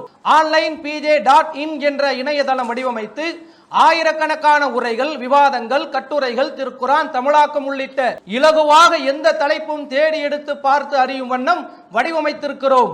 முஸ்லிம்களுக்கு எதிரான குடியுரிமை திருத்த சட்டத்தின் விபரீதத்தையும் ஆபத்துகளையும் விளக்கி பல பொதுக்கூட்டங்கள் மூலம் மக்களுக்கு விழிப்புணர்வு ஏற்படுத்தியதுடன் இந்த சட்டத்தின் விபரீத விளைவுகளை விளக்கும் வகையில் தலைக்கு மேல் தொங்கும் கத்தி என்ற இலவச வெளியீட்டை 1 லட்சத்திற்கு மேல் இலவசமாக வழங்கி சமுதாய மக்களுக்கு விழிப்புணர்வு ஏற்படுத்தினோம். நம் உயிரிலும் மேலான உத்தம தூதர் குறித்து விஷம பிரச்சாரம் செய்வதை முறியடிக்கும் வகையில் NTF சார்பாக பல ஊர்களில் பொதுக்கூட்டங்கள் நடத்தப்பட்டன. முஸ்லிம் அல்லாத ஏராளமான மக்களை நேரில் சந்தித்து அவர்களின் சந்தேகங்களை நீக்கியதுடன் நபிகள் நாயகம் ஸல்லல்லாஹு அலைஹி வஸல்லம் அவர்களின் சிறப்பை விளக்கும் வகையில் மாமனிதர் நபிகள் நாயகம், குற்றச்சாட்டுகளும் பதில்களும், நபிகள் நாயகம் பல திருமணங்கள் செய்தது ஏன் ஆகிய நூல்களையும் திருக்குரான் தமிழாக்கத்தையும் இலவசமாக வழங்கினோம். நபிகள் நாயகம் ஸல்லல்லாஹு அலைஹி வஸல்லம் அவர்கள் சிறுமியை திருமணம் செய்தது ஏன் என்ற இலவச வெளியீட்டை லட்சக்கணக்கில் முஸ்லிம் அல்லாத மக்களிடம் கொண்டு சேர்த்தோம். பல்லாயிரம் மக்களை திரட்டி நபிகள் நாயகம் ஸல்லல்லாஹு அலைஹி வஸல்லம் அவர்களின் சிறப்பை விளக்கிட மாமனிதர் நபிகள் நாயகம் என்ற மாநாடு நடத்தி நபிகள் நாயகம் அவர்களின் புகழை பரப்பினோம். தந்தை இல்லாத அல்லது தந்தையால் கைவிடப்பட்ட சிறுவர் சிறுமியர் கல்வி கற்க வேண்டும் என்ற நிபந்தனையில் மாதந்தோறும் உதவித்தொகை, பாட புத்தகம், பள்ளி சீருடை மற்றும் கல்விக்கான உபகரணங்களை இலவசமாக வழங்கி வருகிறோம். இஸ்லாத்தை ஏற்பவர்களுக்கு இஸ்லாமின் அடிப்படை கல்வி கற்பிக்கும் வகையில் 45 நாட்கள் இலவச பயிற்சி வகுப்பு நடத்துகிறோம். உணவு, தங்குமிடம், புத்தகங்கள், சுன்னத்து செய்தல், பெயர் மாற்றுதல் ஆகிய அனைத்தையும் கட்டணமில்லாமல் செய்து கொடுக்கிறோம். முஸ்லிம் அல்லாதவர்கள் இஸ்லாமை அறிந்து கொள்ள விரும்பி தொடர்பு கொண்டால் அவர்களுக்கு தேவையான நூற்கள், திருக்குரான் தமிழாக்கம் உள்ளிட்டவைகளை இலவசமாக அனுப்பி வைக்கிறோம். மற்ற ஜமாத்தினர் கைவிட்ட ஏராளமான குடும்ப பஞ்சாயத்துகளை இரு தரப்பும் ஏற்றுக்கொள்ளும் வகையில் சிறப்பாக நடத்தி தீர்வு கண்டு வருகிறோம். இஸ்லாத்தை ஏற்று குடும்பத்தால் ஒதுக்கப்பட்டிருந்த சகோதரருக்கு 3 லட்சம் மதிப்பில் புதிய ஆட்டோ வழங்கியது. இஸ்லாமை ஏற்று ஒரு முஸ்லிமால் ஏமாற்றப்பட்டு பணத்தை இழந்த சகோதரிக்கு இழந்த பணத்தை வழங்கியது. 100க்கும் மேற்பட்டவர்களுக்கு மருத்துவ உதவி வழங்கியது உள்ளிட்ட ஏராளமான நலத்திட்டம் உதவிகளை வழங்கி வருகிறோம். இப்பணிகளை இன்னும் விரிவாக செய்ய உங்கள் ஜகாத், சதகா நன்கொடைகளை அனுப்பி தருமாறு அன்புடன் கேட்டுக்கொள்கிறோம். அதே மாதிரி இவரை இந்த முஹாஜிர்கள்லையே ரொம்ப காலம் வாழ்ந்தவர் இவர் தான். கடைசியை மௌத்தா போனவர். முஹாஜிர்கள் அன்சார் பிரித்து சஹாபாக்கள்ல இல்லை, முஹாஜிர் சஹாபாக்கள்ல கடைசியாக மௌத்தா போனது யாரு? சாத் இப்னு அபி வக்காஸ் தான் இது செஞ்சது. இது அவருடைய வரலாறுல அறிஞ்சு கொள்கிற விஷயம். அடுத்த சம்பவம் என்னன்னு கேட்டால், இவர் பதவியில் நீக்கின விஷயம். அது உமர் ரலியல்லாஹு வரலாறு விரிவாக சொல்லியாச்சு. இவர் ஒரு பதவியில் இருக்கிறார் கூஃபாவில் கவர்னராக இருக்கும்போது பொய்யான குற்றச்சாட்டை சொல்லி இவர் ஒழுங்காக தொழுவிக்க மாட்டேங்கிறாரு அப்படிங்கிற ஒரு குற்றச்சாட்டை சொல்லி என்ன செய்கிறாங்கன்னா புகார் கொடுக்குறாங்க. உமர் ரலியல்லாஹு அவர்கள் அந்த புகாரை விசாரிக்காமல், அது குற்றத்தை நிரூபிக்காமல் என்ன செய்கிறாங்க, அவர் நீக்கிறாங்க. அவர் விசாரிக்கும் போது என்ன செய்கிறாங்கன்னா, நான் ஒழுங்காக தான் தொழுவிக்கிறேன், எப்படி தொழுவிப்பேங்கலாம் சொல்கிறார். அதெல்லாம் நீ கரெக்டு தான் நடந்திருக்கிறேன்னு சொல்லிவிட்டு அப்புறம் விசாரணைக்கு ஒரு ஆளவே அனுப்பி வச்சுட்டு அவங்க ஒரு பள்ளியாக விசாரித்து எல்லா பள்ளிவாசல்கள்லையும் இல்லை, சாது மேலே எந்த குறையும் கிடையாது என்று ரிப்போர்ட்லாம் சொன்ன பிறகும் கூட இவரை நீக்கிறார். அம்மார் இப்னு யாசிரை கொண்டு போய் அந்த இடத்துல போட்டுடுறாரு. இவர் ஒரு அமீர் கட்டுப்பட்டு நினைஞ்சிட்டாரு, அநீதி தான். அமீர் கட்டுப்பட்டு இவர் வந்துட்டார். இது உறுத்திக்கிட்டே இருந்திருக்கு, இவர் நீண்ட காலமாக நினைஞ்சிருக்கு, மனசுக்குள்ளே உறுத்திக்கிட்டே இருந்திருக்குது இந்த மாதிரி. அப்போ அதுக்கு தான் இதெல்லாம் சொல்லி காட்டுறாரு. இந்த பழைய கதையெல்லாம் இதுக்கு சொல்லுவார்னு கேட்டால், என் மேல் நீங்கள் நடவடிக்கை எடுத்துட்டாங்க இவங்க புகார் சொல்லி, நான் தான் வந்து 6 பேரில் ஒரு ஆளாக 3 பேர் இஸ்லாத்தில் இருக்கும்போது இஸ்லாத்தில் ஏற்ற நான் அப்படிப்பட்ட ஒரு ஆள், என் மேலே இந்த மாதிரி மார்க்க சம்பந்தமான குற்றச்சாட்டு சுமத்தினாங்கன்னு வருத்தப்பட்டு என்ன செய்வார் அவர் சொல்கிறதுக்கெல்லாம் காரணம். இந்த விஷயத்தை நம்ம ஏற்கனவே விளக்கிட்டோம். இது 755வது ஹதீஸில் புகாரில் விவரமாக இருக்கிறது. அதுக்கடுத்தது வந்து இவர் வந்து அந்த கடைசி காலத்தில் என்ன செய்கிறாருன்னு கேட்டால், மதீனாவில் இருக்கலை, மதீனாவில் இருந்து 10 மைல் தொலைவில் அகீக்குங்கிற பேரில் ஒரு இடம் இருக்குது. இப்போ என்ன பேரில் இருக்குன்னு தெரியல. மதீனாவிலிருந்து 10 மைல் தொலைவில் அகீக் என்ற பெயரில் ஒரு பகுதி இருந்துச்சு. அங்கே ஒதுக்குப்புறமான கிராமம் மாதிரி இடம். அங்கே போய் தங்கி என்ன செய்யார், அங்கேயே இருந்து தான் கடைசி காலத்தில் அவர் மரணித்தார். இந்த பதவி விட்டு நீக்கின பிறகு எந்த பொது வாழ்க்கைக்கு வரல. நீக்கணும்னு நினைஞ்சாருன்னா ஒரு வாடு ஒதுங்கி நம்ம வேலை கொண்டு ஒதுங்கி போய் இருந்துட்டார். அப்படி செய்யும்போது என்ன ஆகுதுன்னா, அவர் இறந்தவுன்னு என்ன செஞ்சாங்கன்னா அங்கே விடக்கூடாது. இறக்கும்போது 83 வயசு. அவர் அங்கேருந்து தோள்லையே சுமந்து வர்றாங்க ஆட்கள், மக்கள் கூட்டம் வந்து அவர் மதீனாவில் தான் கொண்டாந்து அடக்கணும் என்பதற்காக வேண்டி அங்கிருந்து நடையாகவே தோளில் 10 மைல்னா எவ்வளோ தூரம்னு பார்த்துக்குங்க, அவ்வளோ தூரத்துக்கு அவருடைய பாடி எடுத்துக்கொண்டு வந்து என்ன செய்கிறாங்க, அடக்குறாங்க. இது ஒரு சம்பவம் ஒரு விஷயத்தில். அடுத்து முக்கியமான விஷயம் என்னென்னு கேட்டால், இவர் ரசூலுல்லாவுக்கு வந்து தாய் வழியிலையும் உறவினராக வர்றார். இவருக்கு ரசூலுல்லாவுக்கு உள்ள உறவு முறை எடுத்து பார்த்தீங்கன்னா, இவரை வந்து சிறிய தந்தையேன்னு சும்மா ஜாலியாக ரசூலுல்லாஹ் கூப்பிடுவாங்க. சிறிய தந்தைன்னா சின்ன ஆள், வயசில் சின்ன ஆள் தான். ஏன்னு கேட்டால் இவரும் ரசூலுல்லாஹ் வந்து ஜஹராங்கிற ஆள் வழியாக வரும்போது அதில் இணைஞ்சிருவாங்க. அது ரசூலுல்லாஹ்வுடைய அம்மாவும் அந்த ஜஹரா வழியில் வந்தவங்க தான், இவரும் அந்த ஜஹராங்கிற வழியில் தான் ஒன்றா வருவாங்க. அதனால் அது தாயோடைய வழியில் வர்றதுனால, தாய்க்கு தம்பின்னு வரும்ல தூரத்தில், அதனால் இவரை வந்து ரசூல் ஸல்லல்லாஹு அலைஹி வஸல்லம் என்ன செய்வாங்கன்னு கேட்டால், காலு அம்மாவுக்கு சகோதரன் அப்படிங்கிற வார்த்தையை பயன்படுத்துவாங்க.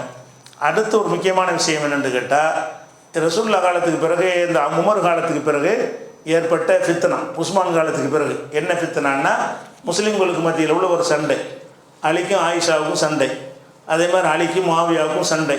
இந்த மாதிரி யுத்தங்கள் நடக்கும் பொழுது அதை வந்து இவரை பலரும் வந்து கரைக்குவாங்க. உங்களை மாதிரி ஒரு திறமையான ஆள் வந்து எதுலையும் சேரமாட்டேன்ட்டார். எதுலையும் நான் சேரமாட்டேன்னு நினைஞ்சார். அலியோடவும் நான் சேரமாட்டேன், ஆயிஷாவோடையும் சேரமாட்டேன், எந்த குரூப் முஆவியாவோடையும் சேரமாட்டேன்னு நினைஞ்சார். எந்த ஃபித்னாவிலிருந்தும் முற்றும் விலகி இருந்தார். விலகி இருக்கும் பொழுது அவர் வந்து கேட்குறாங்க, அந்த ஃபித்னாவுடைய காலத்தில் கேட்குறாங்க, அபு இஸ்ஹாக்குன்னு ஒரு பட்ட பேர், இஸ்ஹாக்குன்னு ஒரு புள்ள இருந்துச்சு, அதனால் அபு இஸ்ஹாக்குன்னு சொல்லுவாங்க. அலா தம்புர் ஃபி ஹாதல் அம்ரு, இந்த விஷயத்தில் நீங்கள் கொஞ்சம் கவனம் செலுத்த மாட்டீர்களா? இப்போ என்ன நடந்துக்கிட்டுன்னு பார்த்தீங்களா? நம்மளுக்குள்ளே அடிச்சுக்கிட்டு சாகுறாங்களா? இதில் நீங்கள் ஏதாவது ஒரு கவனம் செலுத்த மாட்டீங்களா? இன்னக்க மின் அகலி பத்ரின், நீங்கள் பத்ர் வாசியாக இருக்கிறீங்க. இன்னக்க பக்கியத்து அகலி சூரா, சூராவாசிகள்னு 6 பேருக்கு பேர். சூறாவாசின்னா யாருன்னு கேட்டால், உமர் நியமிப்பாங்கல்ல, இந்த 6 பேரும் சேர்ந்து முடிவெடுங்கன்னு சொல்லுவாங்கல்ல, இந்த 6 பேருக்கும் சேர்த்து வரலாறு என்ன பேர் சொல்லுவாங்கன்னா சூரா கமிட்டி. அந்த சூறாங்கிற குழுவில் இருந்த நீங்கள் ஒரு ஆள், 6ல் ஒரு ஆள், அதாவது உமருக்கு பிறகு உள்ள ஆட்சியாளரை தேர்ந்தெடுப்பதற்காக உமர் நியமித்துட்டு போனவங்களுக்கு பேர் சூரா. அப்போ நீங்கள் சூறாவில் வேறு இருந்திருக்கிறீங்க, முக்கியமான இடம். பத்ரில் வேறு இருந்து ஆட்சியை தீர்மானிக்கிற இடத்துல இருந்தே இல்லை, அவ்வளோ பெரிய தரஜா உங்களுக்கு இருக்கிறது, பத்ரில் வேறு இருந்துக்கிறீங்க அப்படின்னு சொன்னோன்னே அப்போ என்ன செய்கிறாருன்னு கேட்டால், அவர் சொல்கிறாரு, நான் வந்து ஏதாவது உங்களை சேரணுங்கிறீங்க தானே, என்ன கேட்குறாரு, அதனால் நான் அலியோடு சேர்ந்து போய் முஆவியாட்ட சண்டை போடணும், அல்லது முஆவியாவோட சேர்ந்து போய் அலிகிட்ட போய் சண்டை போடணுங்கிறீங்க. நான் வந்து சண்டை போட தயாராக இருக்கிறேன். என்ன தயாராக இருக்கிறேன்னு கேட்டால், எனக்கு ஒரு வாள் கொடுங்க. அந்த வாள் என்ன செய்யணும்னு கேட்டால், நான் யாரை கொல்ல போனாலும் இவன் மூமின் இவன் காஃபிர் என்று எனக்கு அந்த வாள் என்கிட்ட பேசணும். அது காஃபிர்னு பேசுமானே நான் கொண்டு போடுறேன், மூமின்னு பேசுமானே விட்டுடுறேன். அந்த மாதிரி ஒரு வாள் கிடைச்சோன்னு நான் கலந்துக்கிறேன், நான் போரில் கலந்துக்கிறத என்ன செய்யணும், நான் போய் முஸ்லீமை கொல்ல மாட்டேங்கிறேன். 2 பேர் முஸ்லீமை கொண்டு விட்டுருக்கிறீங்க, எங்கிட்ட முஸ்லீம் அங்கிட்ட முஸ்லீமு. அப்போ முஸ்லீமை கொள்வது எப்படி, காஃபிரை தானே போருக்கு போக முடியும். 2 பேர் முஸ்லீமுக்குள்ளே வெட்டிக்கிட்டு போகிறாங்க அப்படின்னு சொல்லிட்டு வருத்தப்பட்டு என்ன செய்கிறாருன்னு கேட்டால், அப்படி ஒரு வாழ் கிடைக்கட்டும், இவன் தான் மூமினு இவன் தான் காஃபிர் என்று பேசக்கூடிய ஒரு வாழ் எனக்கு கிடைக்குமே, ஆனால் அப்போ நான் கலந்துக்கிறேன்னு சொல்லி தான் ஒதுங்கிட்டார். எதனால் மதீனா விட்டு 10 கிலோமீட்டரு மைலுக்கு அப்பால் போய் இருந்தார்னு கேட்டால் எதுலேயும் இவர் சேரலை. அலி பக்கம் சேரல, மாவியா பக்கம் சேரல, ஆயிஷா பக்கம் சேரல, ஒருத்தர் பக்கமும் சேரவில்லை. முஸ்லீம்கள் அடிக்கக்கூடாது, எதுக்கு நீ சண்டை போட்டுக்கிறீங்க, நீங்கள் அந்த மாதிரி நிலையில் இருக்கும்போது நான் என்ன செய்ய மாட்டேன், எதுலேயுமே சேர மாட்டேன். எப்படி சொல்கிறாரு, எனக்கு ஒரு ஹத்தா ஊத்திய வி செய்ஃபின் யாரிஃபுல் மூமின மினல் காஃபிரி ஒரு காஃபிர மினல் மூமினி, மூமினிலிருந்து காஃபிரை வேறுபடுத்தி காஃபிரிலிருந்து மூமினை வேறுபடுத்தி காட்டக்கூடிய ஒரு வாழ் கிடைக்க வேண்டும்.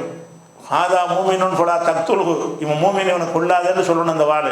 ஹாதா காஃபிருன் பக்துலுகு, இவன் காஃபிர் அதை கொண்டுன்னு சொல்லணும். இந்த மாதிரி ஒரு வாழ் கிடைச்சின்னு சொன்னால் நான் என்ன செய்கிறேன், கலந்துக்கிறேன்னு சொல்லி கடைசி வரைக்கும் கெஞ்சிலாம் பார்க்குறாங்க. இவர் மாதிரி ஒரு ஆளுடைய சப்போர்ட் அவங்களுக்கு தேவை இருந்துச்சு. எந்த தரப்பும் போக மாட்டேன்ட்டார். உங்களுக்குள்ள அடிச்சுக்கிற கூடாது, அவ்வளோதான். அடிச்சுக்கிறதுக்கு ஆட்சிக்கு வந்தீங்க அப்படிங்கிறதுல ரொம்ப ஒரு தெளிவாக இருந்தார். அதே மாதிரி மாவியா ரொம்ப இவர்கிட்ட தூது விடுறார். மாவியா நீங்கள் கண்டிப்பாக வேணும், சரி வேணாட்டாலும் பரவாயில்லை, நீங்கள் இப்போ அலியுடைய நடவடிக்கை தப்பு தானே, அதையும் விமர்சனம் பண்ணி பேசுங்கிறார். மாவியா இவர்கிட்ட ஆள் அனுப்பி என்ன செய்கிறாருன்னு கேட்டால், அலி ஒரு அநியாயக்காரன்னு அவர் பார்வையில், மாவியாவுடைய பார்வையில் ஒரு அணி என்ன செய்கிறாரு, உஸ்மானை கொலை செஞ்சவங்களுடைய சப்போர்ட்டில் இயங்குறாரு, உஸ்மானை கொலை செய்தவர்கள் மீது நடவடிக்கை எடுக்காமல் இருக்கிறாரு. அதனால் இந்த செய்தியை என்ன செய்யணும், நாங்களோடலாம் சொல்கிற மாதிரி நீங்கள் மக்கள்கிட்ட பேசுங்க அப்படின்னு அலியை பற்றி திட்டுறதுக்கு என்ன செய்கிறாரு, நீங்கள் சொல்லுவோம் ஏன் திட்ட மாட்டேங்கிறீங்கன்னு கேட்குறாரு. அப்போ அவர் அதுக்கு பதில் சொல்லுவார், அலிக்கு நான் எதையும் திட்ட மாட்டேன்னு சொல்லி அதுக்காக வேண்டி ஒரு பக்கமான இருக்கும் 2 பக்கமான தவறையும் சொல்லுவார். அவர் என்ன செய்கிறாருன்னு கேட்டால், நான் ஒரு 3 விஷயத்தை ரசூலுல்லாஹ்ட்டருந்து நான் கேட்டிருக்கிறேன், அதுக்கு பிறகு நான் அலியை திட்ட மாட்டேன். 3 விஷயம் என்னன்னு கேட்டால், அலி அவர்களை என்ன செய்கிறாங்கன்னா, ரசூலுல்லாஹ் ஒரு போருக்கு வராமல் வீட்டில் இருந்து பார்த்துக்க மதீனாவில் இருந்துக்கன்னு சொல்கிறாங்க. அப்போ அலி என்ன செய்வார்னு கேட்டால், என்ன பொம்பளைய மாதிரி வீட்டில் உட்கார வைக்கிறீங்க, நீங்கள்லாம் போருக்கு போகிறீங்க, என்னை பெண்கள் மாதிரி ஊரில் உட்கார வைக்கிறீங்களேன்னு அலி ரசூலுல்லாஹ்ட்ட கேட்பாங்க. அப்போ ரசூலுல்லாஹ் சொல்லுவாங்க, ஏப்பா நீ மூசா நபிக்கு ஹாரூன் இடத்துல எனக்கு நீ இருக்கிறது விரும்ப மாட்டியா, ஹாரூனுக்கு எப்படி மூசாவோ அது மாதிரி எனக்கு நீ, அதனால் நீ அந்த அந்தஸ்தில் இருக்கிறாய், பொம்பளை இடத்துலலாம் இல்லைன்னு ரசூலுல்லாஹ் சொன்னாங்க. இப்படியான ஒன்றை அவரை பற்றி சொல்லி இருக்கும் பொழுது நான் அவரை திட்டுறேன். அலியை பற்றி ரசூலுல்லாஹ் நினைஞ்சிருக்கிறாங்க. 3 செய்தியை சொல்லி காட்டுறாரு. இதெல்லாம் எனக்கு நல்லா தெரிஞ்சிருக்குது. அதுக்காக மாவியாவும் திட்டலை அவர், அதாவது மாவியா சொல்கிறது கேட்டு இவர் ஏன் திட்டலைன்னு கேட்டால், அதுக்கு மார்க்கப்படி யாரும் நான் திட்ட மாட்டேன் அப்படின்னு சொல்லி அதை சொல்கிறாரு.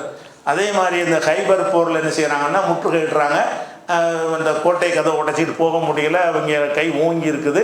அப்போ ரசூலுல்லாஹ் என்ன செய்வாங்கன்னு கேட்டால், நான் நாளைக்கு இந்த கொடியை ஒரு ஆள் கையில் கொடுப்பேன், அவரை அல்லாஹ் நேசிப்பான், அவரும் அல்லாஹ்வை நேசிப்பார், அவரை கொண்டு அல்லாஹ் வெற்றியை தருவான்னு சொல்லிவிட்டு அப்புறமேல என்ன செய்வாங்க, இந்த கொடியை அலிகிட்ட கொடுப்பாங்க. அலி கண் வழியில் அவர் வெளியே வராமல் இருப்பார். அவர் கூப்பிட விட்டு என்ன செய்வாங்க, அந்த கொடியை கொடுப்பாங்க. அவர் என்ன செய்வார், அதை கொண்டு ஜெயிச்சிருவாங்க. அந்த அவர் போன பிறகு தான் அந்த கைபர் வெற்றி கிடைக்கும். அப்போ அல்லாவும் விரும்புவார், அவர் அல்லாஹ் விரும்புவார்னு ரசூலுல்லாஹ் ஒரு ஆளை பற்றி சொல்லியிருக்கிறாங்களே, அவரையே நான் திட்டணுங்கிற, நீ எப்படி திட்டலான்னு சொல்கிறேன்ட்டு இவருக்கும் பயப்பட மாட்டேங்கிறார். மாவியாட்ட பேசுகிறாங்க, மாவியாவை சந்திக்கிறாங்கன்னு தான் அர்த்தம். அப்போது என்ன செய்யலைன்னா அவர் பயப்பட மாட்டேன்ட்டார். அதே மாதிரி இன்னொன்று என்ன செய்கிறாங்கன்னா, ரசூல் ஸல்லல்லாஹு அலைஹி வஸல்லம் அவர்கள் அலி, ஃபாத்திமா, ஹசன், ஹுசைன் எல்லாரையும் ஒரு நாள் அழைத்து வச்சு, இவங்கெல்லாம் அகல பைத்தன் இல்லை அகிலி, இவங்கெல்லாம் என் குடும்பத்தில் உள்ளவர்கள் அப்படின்னு சொல்லியிருக்கிறாங்க. அப்போ ரசூலுல்லாஹ்வுடைய குடும்பத்தில் ஒரு ஆளை நான் எப்படி திட்டுவேன், அவர் ரசூலுல்லாஹ்வுடைய குடும்பமா இல்லையா, அதனால் அவர் எப்படி நான் திட்ட முடியும் அப்படின்னு அவருக்கு பதில் சொன்னதாக சஹீஹ் முஸ்லிமில் இருக்குது. அப்போ இவர் ஃபித்னாவிலேருந்து ஒதுங்கி இருந்தார். பல வகையாக இவரை தூண்டி போட்டிருந்தும் கூட அவர் என்ன செய்யலை, அதுக்கெல்லாம் ஒரு பணியவே இல்லை. அதுக்கடுத்து என்னென்னு கேட்டால், இவருக்காக வேண்டி என்ன செய்கிறாங்கன்னா, இவர் இறந்த செய்தி கேட்ட உடனே பள்ளிவாசலில் இவருக்கு ரசூலுல்லாஹ்வுடைய மனைவிமார்கள் எல்லாம் என்ன செய்கிறாங்கன்னா, இவருக்கு ஜனாஸா தொழுகை நடத்தணும்னு நிற்கிறாங்க. அந்த பெண்கள் ஜனாஸாங்கிற இதிலேருந்து தான் நமக்கு அந்த சட்டமே கிடைக்கிறது. பெண்கள் ஜனாஸா தொழுதாங்களா இல்லையா, தொழுவலாமான்லாம் ஒரு கேள்வி வருதில்ல, அதுக்கெல்லாம் ஆன்சராக இருக்குது, ஒரு அதிசய ஆதாரமாக காட்டுவோம். அது இவருடைய ஜனாசாவில் நடந்த ஒரு நிகழ்வு தான். அந்த விஷயத்தை நம்ம நாளைக்கு பார்ப்போம்.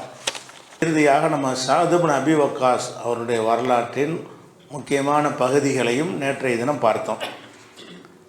அதில் அவர் மரணித்த பிறகு அபு சாத் இப்னு அபி வக்காஸ் அவர்கள் மரணித்த உடனே அவருடைய உடலை மதீனாவுக்கு எடுத்துக்கிட்டு வர்றாங்க. எடுத்துகிட்டு வந்தவுடனே ஆயிஷா நாய் உள்ளிட்ட ரசூலுல்லாவுடைய மனைவிமார்கள்லாம் எல்லாரும் அந்த ஒருவருடைய ஜனாசாவில் கலந்து கொள்வது என்பது ரொம்ப முக்கியமாக இருந்தால் தான் கலந்துக்கிடுவாங்க. ரசூலுல்லாவுடைய மனைவிமார்கள்லாம் என்ன செய்கிறாங்கன்னா, அவருக்கு நாங்கள் தொழுவிக்கணும் என்று சொல்லி பள்ளிவாசலில் கொண்டு வந்து அவருடைய ஜனாசாவை வைத்து அதை தொழுகிறாங்க. பெண்கள்லாம் ரசூலுல்லாவுடைய மனைவிமார்கள்லாம் அந்த சாத் இப்னு அபி வக்காஸ் அவர்களுக்கு ஜனாசா தொழுகை நடத்துகிறாங்க.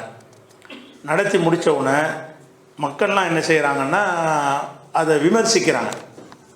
என்ன விமர்சிக்கிறாங்கன்னா, பெண்கள் தொழுகை நடத்தினதை விமர்சிக்கலை, பள்ளிவாசலுக்குள்ளே ஜனாசா கொண்டு வந்திருக்கிறீங்க, இது தப்பு. ஆயிஷா நாய் அவர்கள் வந்து அவங்க ஏற்பாட்டில் அது நடக்குது. அப்போ பள்ளிவாசலில் ஜனாசா கொண்டு வந்து சரியில்லை. மாகாணத்தில் ஜனாயிசு இதுகொழு பிகல் மஸ்ஜித், ஜனாசாக்கள் பள்ளிக்கு கொண்டு வர்ற வழக்கம் கிடையாது அப்படின்னு சொல்லி அந்த பள்ளிவாசலில் வச்சு தொழுகை நடத்தினதை மறுக்கிறாங்க. அப்போ ஆயிஷா நாய்க்கு இந்த செய்தி கிடைச்ச உடனே மக்கள் வந்து எவ்வளோ சீக்கிரம் வந்து மறந்துடுறாங்க. ரசூலுல்லாஹ் காலத்தில் நடந்த ஒரு நிகழ்ச்சி வந்து இவ்வளோ கொஞ்ச காலம்தான் போயிருக்குது, அதுக்கு இடையில் என் மறந்து விட்டார்கள் அப்படின்னு சொல்லிட்டு அவங்க என்ன சொல்கிறாங்கன்னா, சுஹைல் பின் பைலாங்கிற ஒரு சஹாபி மரணித்த பொழுது அவருடைய ஜனாசாவை பள்ளியின் நடுப்பகுதியில் வைத்து தானே ரசூலுல்லாஹ் தொழுகை நடத்தினார்கள்.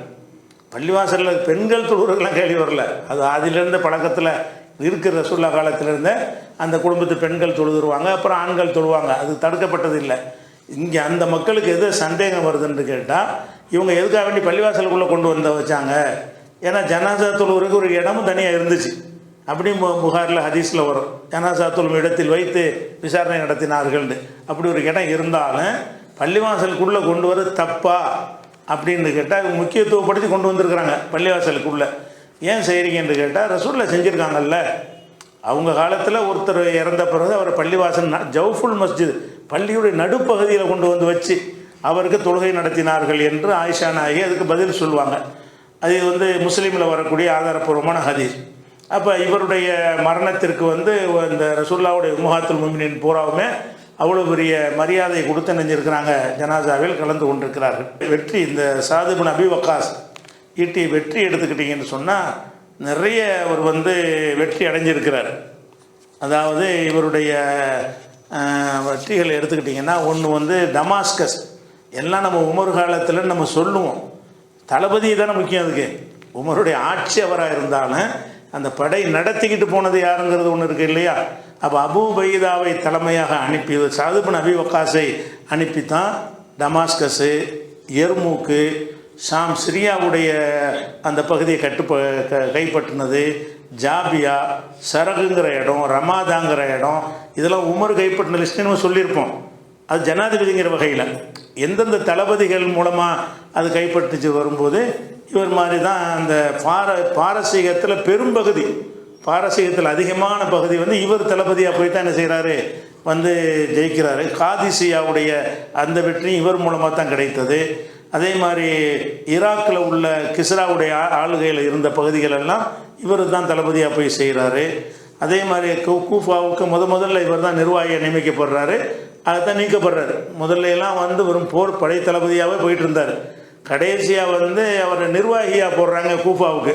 அதில் தான் அந்த புகார் வந்து அந்த நீக்கின பிரச்சனைலாம் வருது. அப்போ இவருடைய ஆட்சியில் இவருடைய வாழ்நாளில் வந்து நிறைய போர்க்களங்களுக்கு தலைமை தாங்கி போர் நுணுக்கம் நல்லா தெரிஞ்சவராக இருந்து நெஞ்சார். உமர் அவர்களுடைய வெற்றிக்கு வந்து பக்கபலமாக அபூபக்கர் அவர்கள் அனுப்பும் போல இதில் தளபதி அவர் அனுப்பியிருக்கிறாங்க, உமர்கள் இல்லாமல் அனுப்பியிருக்கிறாங்க. அதில் நிறைய வெற்றிகள் வந்து ஒரு 25% இவரை தளபதியாக வைத்து கிடைத்த வெற்றிகள் தான். அந்த மாதிரி வந்து போர் தந்திரம் மிக்கவராக இருந்தார். இவர் வந்து ரசூலுல்லாஹ்வுடைய இதில் உள்ள ஒரு 4வது ஒரு சஹாபி. நம்ம 4 பேரை பார்த்துட்டோமா, 4 பார்த்துட்டோம்.